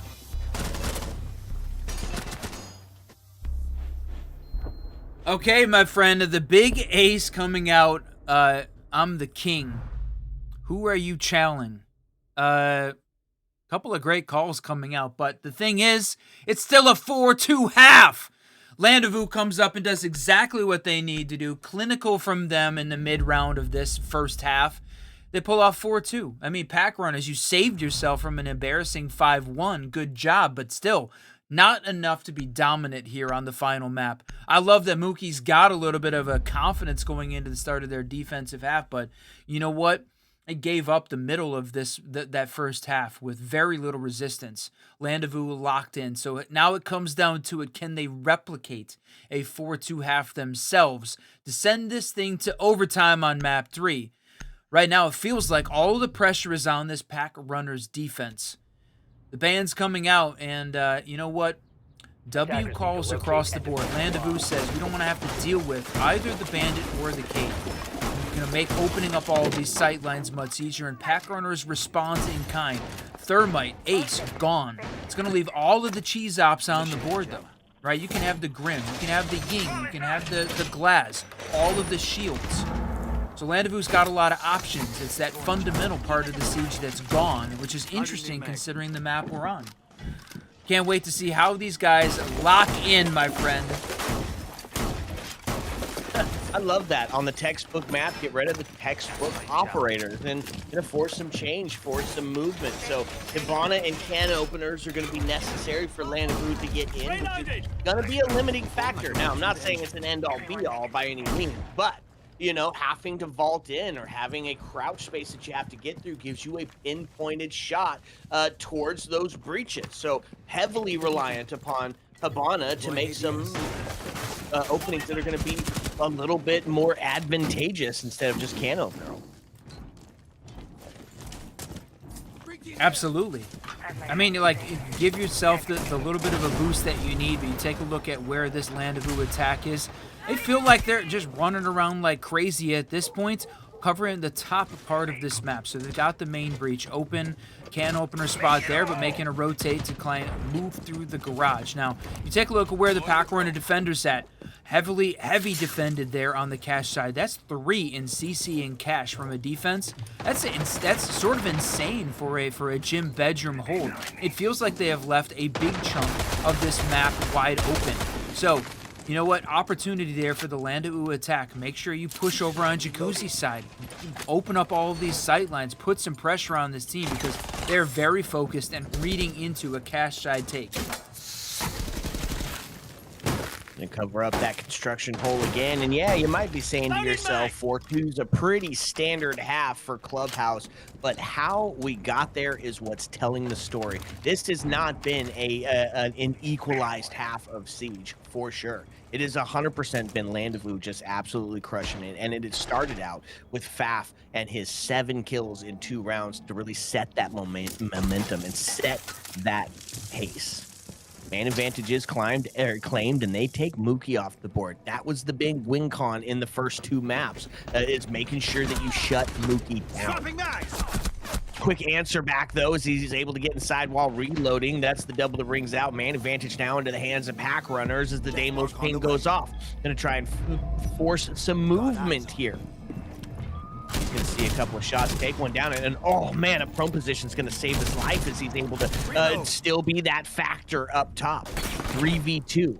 Monty's still on the board, stuck into the bathroom, waiting for somebody to push. That's going to be the grenade, trying to force a movement, can't get it into the right spot. So he's just locked in. Stay closer, yeah. Now into a 1v3. Oh, man, has the shot, but it's the double swing that comes out that it's going to absolutely stymie this one. Has the play, can't quite get it done. It was looking close there, honestly. I thought they were going to start to come back for that, but unfortunately, the Deimos gets taken off the board, and that's all she wrote. Well, and Deimos was locked in. I don't know if he realized that he's holding onto the bathroom side, and there's nothing Deimos could do from down below. He needed the rest of his team to try and push that position a little bit more aggressively. Even tossing a nade up through the floorboards was not going to get the result that he wanted. No motion caused from that nade. And where was the rest of the team? Geek goes crazy playing the shield, and honestly, the Monty has been super successful across the board on Clubhouse so far, but just not enough to pick up a win. For sure, the support role, and the fact that we even saw Geek pick up a couple was pretty great. He goes and gets 1 shield bash in play, but up against a pair of defenders, he's not going to win that battle long term. So, second floor primary site claimed by the PACKRUNNER defense. Now we get to see how they manage this basement defense. No Kate on the board, so those hatches are going to be easy to open up. And for sure, Landezvous is 100% going to be playing the Hibana, so Slinky auto-locked onto that. And Geek wanted to run the shields again. Monty back on the board. Fafnir's going to be that guy running the vertical play, and he's going to be the only one, though. So no Sledge, no Buck to try and back some of that up. But I love this play from Max, running the Dokkaebi. A little bit of extra intel. Roam clear to make sure the pack runner guys are all locked down in the basement, because right now, they're not. Vronix and Nesta upstairs, 2F, construction, and you've got the Scopos for that quick rotate. Honestly, love that pick here on Clubhouse. Yeah, I love that play here, right? It's not just when you take the mute cameras up, you force bodies up there to take a look anyways. When you put actual bodies up, we're talking time torch here, right? You've got the power of friendship. Even if you don't get a kill, you force operators to have to physically put boots on the ground up on the top floor to clear it out. Or, again, just like Faf on when he was on defense, you're going to find yourself susceptible to the lurk. Full minute of gameplay done at this point. We're still working on clearing out that second floor. They know that the defense was holding on to a piece of that, but moved out of the Logi's side, holding on to bedroom, and that's a drop down. So Vronix and that mute have moved down onto at least the first floor. Look at that. WC4 play takes down the Monty. What a huge pick there, putting the land of OOO on the back foot. Max is going to answer back, but that is a big piece of damage done. Jeez. Spearhead done and dusted. You'll see everybody now rotating back down to that bar stage, but look at him looking at the hatches. Look at them going upstairs. This ghost pressure is going to be incredibly effective here as they still are having to get bodies up to make sure that they're not going to be flanked, even though with just over 60 seconds left, everybody has already made that rotate back down. I mean, you got a minute left here, and we got 8 players left alive in this lobby. They're making a lot of noise upstairs, holding on to this space in the kitchen, so there is an opportunity to see 4 there from Artix. I thought maybe we'd see that come up when you had 3 players holding on to that space, but he keeps it in pocket and just waits, waiting for that final execute. And you can see 3 in the kitchen. Man, it is about to go crazy for the drop, waiting for that C4 over the top. Artix has got to keep himself alive, though, to keep that utility value. Finally, they get that kitchen hatch opened up as there was some impact tricking going on and able to successfully get some of those Kairos off. And they're only down to 2, so kind of just in the nick of time. Smoke Gadget's going to go out as they go for the hatch drop, and now going to continue to plan from the other side. 9 seconds yet again. Max onto the double kill. Stall's able to take one off the board, and now falling into a 4v1. It's a trip. Jesus, what? Man, absolutely falls apart. The collapse onto the site, onto the defense was amazing. They find themselves one. It's like he forgot, like Artix forgot they had a C4 in pocket. They just let that they let the diffuser go down, completely fall apart. Didn't use it to try and take down the players that are upstairs in the kitchen while they're just fumbling with impact tricking on the kitchen hatch. Then doesn't use it for plant denial. Huge miss there, and unfortunate for the pack runners, and allows Land of OOO to gain a critical, significant win there on attack on that basement site. So you got to have a 4-2 half to send this thing to overtime. Pack runners had a great start upstairs on Gym Bedroom. Fumbled the bag in the basement, though. All right, so some adaptation, right? They run it back. This time going to lean back into that castle. Goyo and Smoke on the board to really try to stymie that quick take, as now you can tell as Land of OOO starts getting closer and closer towards the end of this. Momentum is going up, vibes are going up, and you can find yourself very quickly in the hands of a quick plan. Take another round, steal another round. So, Backrunners playing into that, double on the area denial, the castle to slow them down as well. It's good defense to combat some incredible aggression.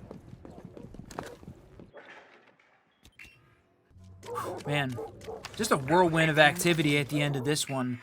giving us a little bit of a chance to breathe right now as the first 30 seconds starts to wear down. You can take a look at where these orange lines are at, not locked into the basement. Again, big roam game. Packrunners have been heavy on the roam game across the board, and they're undeterred by the Dokkaebi giving away those positions.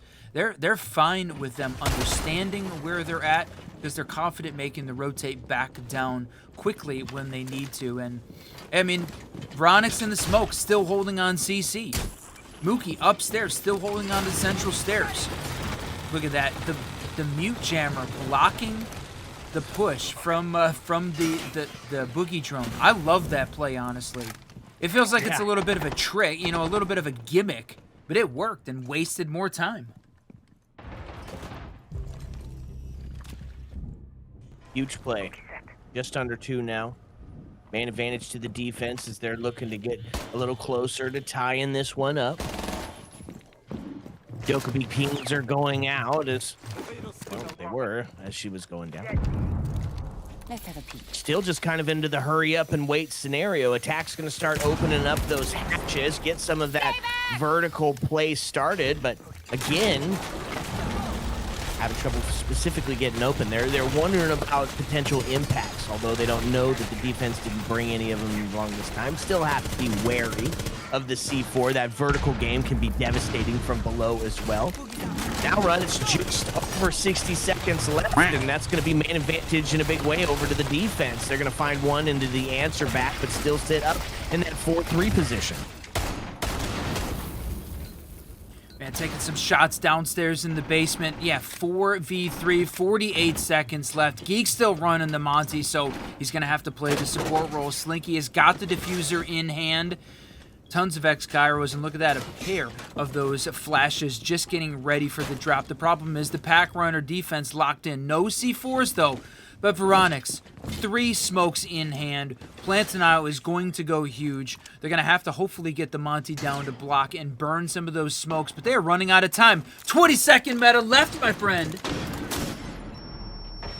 Been the theme of the day, right? And it's starting to work out for the defense, though, as they find themselves up the man advantage by 2. They're going to take the shot. That's going to get the Legion down. Now a little closer to tying it up. Still holding on to that vertical. Makes the drop down. 5 seconds left as it counts down. Onto AKs there. Sees the toes. Is going to find it. Slinky onto the triple kill. And that's the plant starting to go down. A retake of the vertical is going to see it. And Land of OOO is going to find it. Wow. Oh my God, indeed. LMFAO, double basement wins for Land of OOO in a row. 6-3 match point, but it's not just match point, my friend. We are finally here. Match point, map point, series point, and MUKBANG Season 8 Grand Final point. All the money's on the line, and Land of OOO is now 1 round away from breaking the Geek second place curse. PACKRUNNERS, I mean, they've got to be perfect for 3, and what a familiar situation we find ourselves in back on border, but the tables are turned, the pages are flipped, and PACKRUNNERS on the back foot, my friend. Land of OOO is 1 round away from winning all the money. Yeah, familiar situation. Perfect for 3. Attackers We need to saw it locate get and sent up defuse to as many overtime bombs on as the they can. last, but this time it's on the opposite side. PACKRUNNERS playing off the back foot, straps in the bin, and they got to get it done again. This time, head up to Gym Bedroom, and then they're going to go Sans the Bandit and Castle instead, opting for the Fenrir Mira combo. This has served them well in the past. 100% could be the case again. It's going to be the slowdown, but they still have the Deimos on board. I love the bands that just went out. The Goyo band. Run, that's something you talked about, man, what, 6 months ago, 7 months ago, that Goyo is going to be one of those solid bands. Well, they find it here. 4th or 5th time now that it's happened. I think you were onto something. Yeah, I mean, Goyo and his ability to slow down that pressure from the attack, and just Clubhouse has got a couple of those great spots forward as well. Plantanile is insane, forces the attackers to commit utility and time to clearing it out. I mean, there's a good reason why he has made it onto the ban list significantly over those the rest of the ops. And when you come down to it, right, who do you want to try and take away? For sure, Mira is great, and Arctic's going to go ahead and play the Mira this time around, but honestly, I'm a little concerned with what the Packrunners are bringing defensively here for the second floor. You don't have any of the breach denial ops, but they were doing so well with the mute at denying some of that Land of OOO attacking intel. That feels like a little bit of a miss at this point, right? I don't know. I'm a little concerned right now for this Packrunners team. 1 round away. I mean, it is all on the line for this squad. They're gonna start checking some of those boxes early here, right? Get cache opened up, cache CCTV opened up, get construction opened up, and then put some pressure onto the main breach. This allows that site overplay and starts to constrict the defense. Nobody really playing below in that lurk position like we saw Faf pulling off on the other side of it. So what you see is what you get.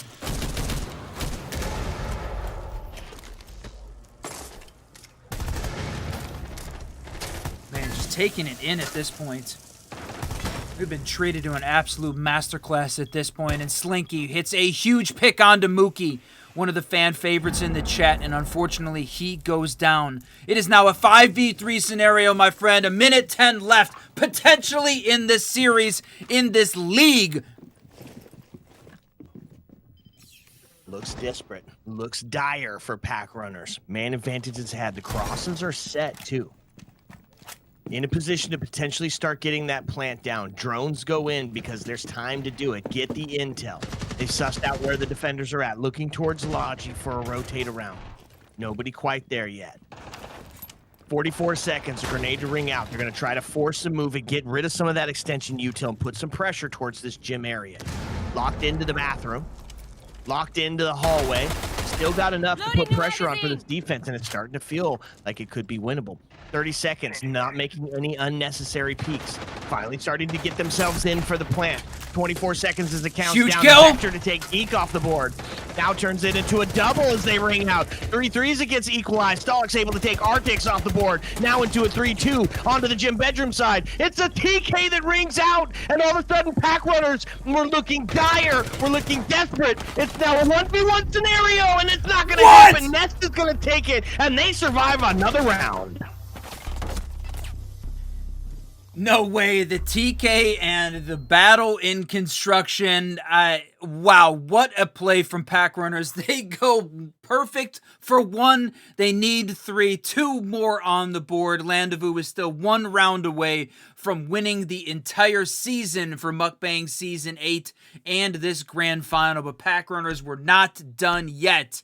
The TK puts a significant blow to Land of OOO's hopes, and man, they were calling out Arctics to be the guy to win this. He picked up a crucial play there, but ultimately the rest of the team holds strong in the gym bedroom and actually in construction there to finish the round.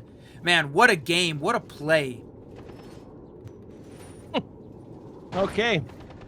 Perfect for 3, and they take the eat an elephant approach. 1 bite at a time. They claim 1 and get a little bit closer to tying this thing up. Taking it now over to the cache CCTV side. The mirror's going to be on the board. This is one of our favorite strats here, and I imagine we'll probably see something similar. Using that mirror to stop the breach, right? A little bit of breach tricking capabilities. Potentially one over into that construction side as well. They will have the extension downstairs and a little bit of area denial as well. This is a stacked defense here run to try and hold on to cache CCTV.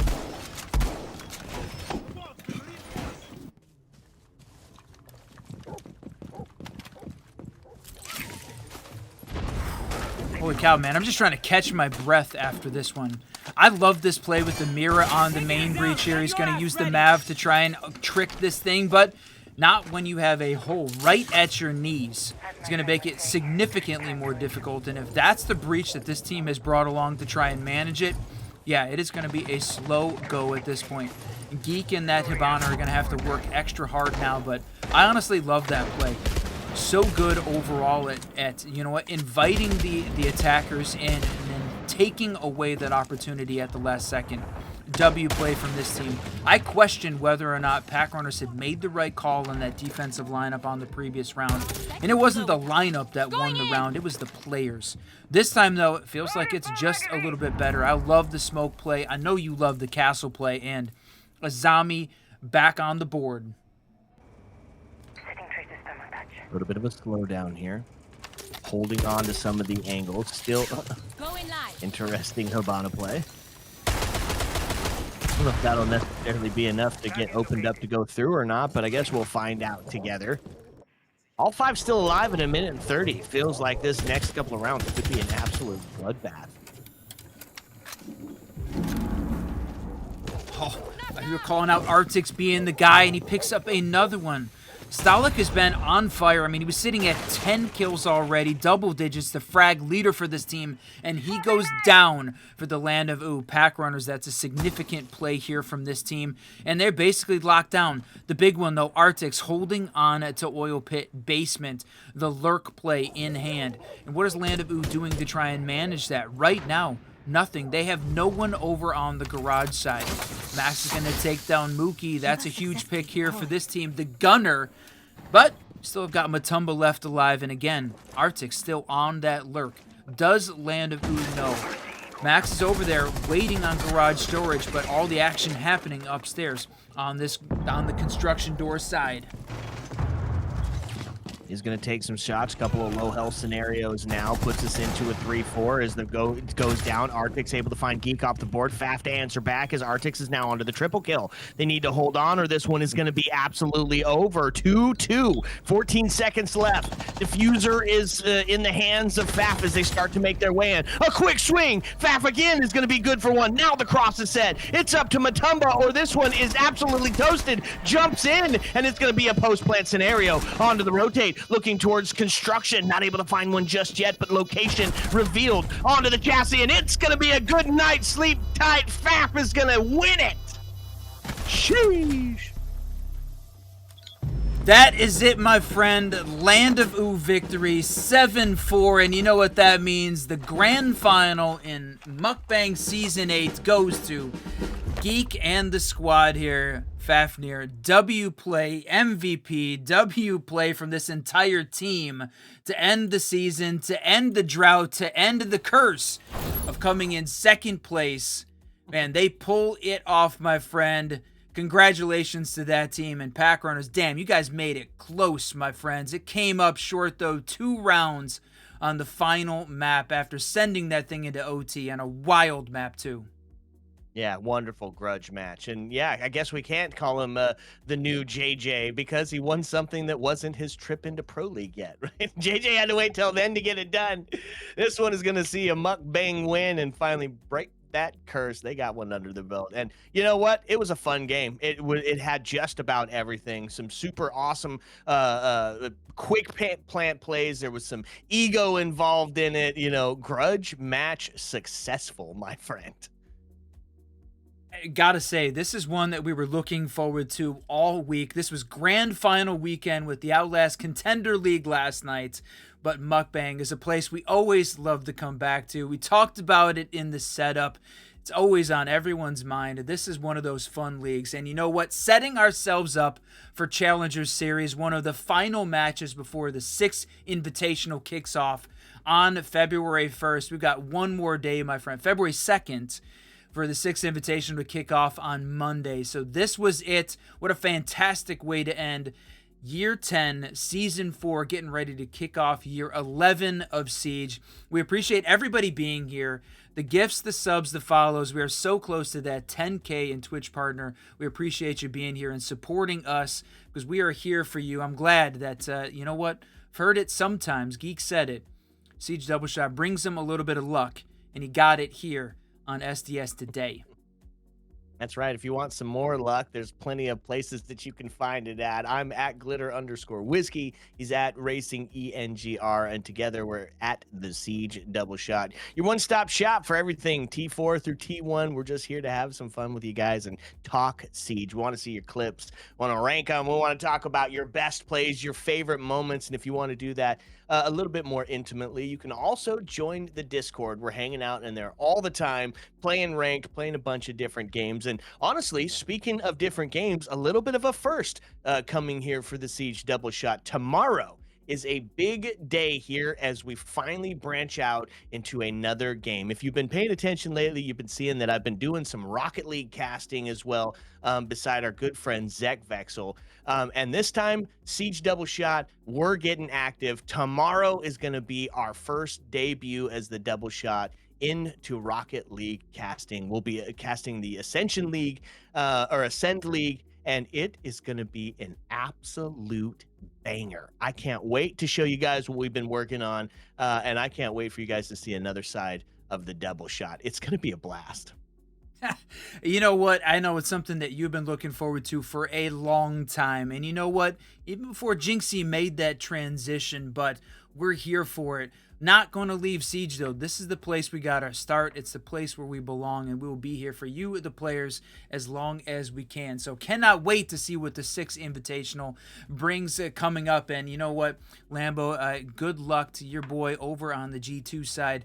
And you know what, we got some big Shopify Rebellion fans here, so I want to see what that team can pull off. Good luck to Troy and the squad there. So got a lot of great Siege coming up. I cannot wait for, my friend. But you said it, Rocket League tomorrow. We'll see how that one goes. Yeah, first Rocket League cast. Hey, if you want to be a part of the fam, you get a chance to get some merch. If you hit the exclamation point merch in there, get yourself a Siege Double Shot jersey, hoodie, beanie, you name it. We've probably got it. It is our grind line. No days off. Eat, sleep, Siege. But for us, for this, alas, we have come to the dreaded part of the evening where we must bid you adieu. So as the lights start to dim and the jukebox starts to sing closing time, as always, my friends, you don't have to go home. But you can't stay here. Ayo. Let's go.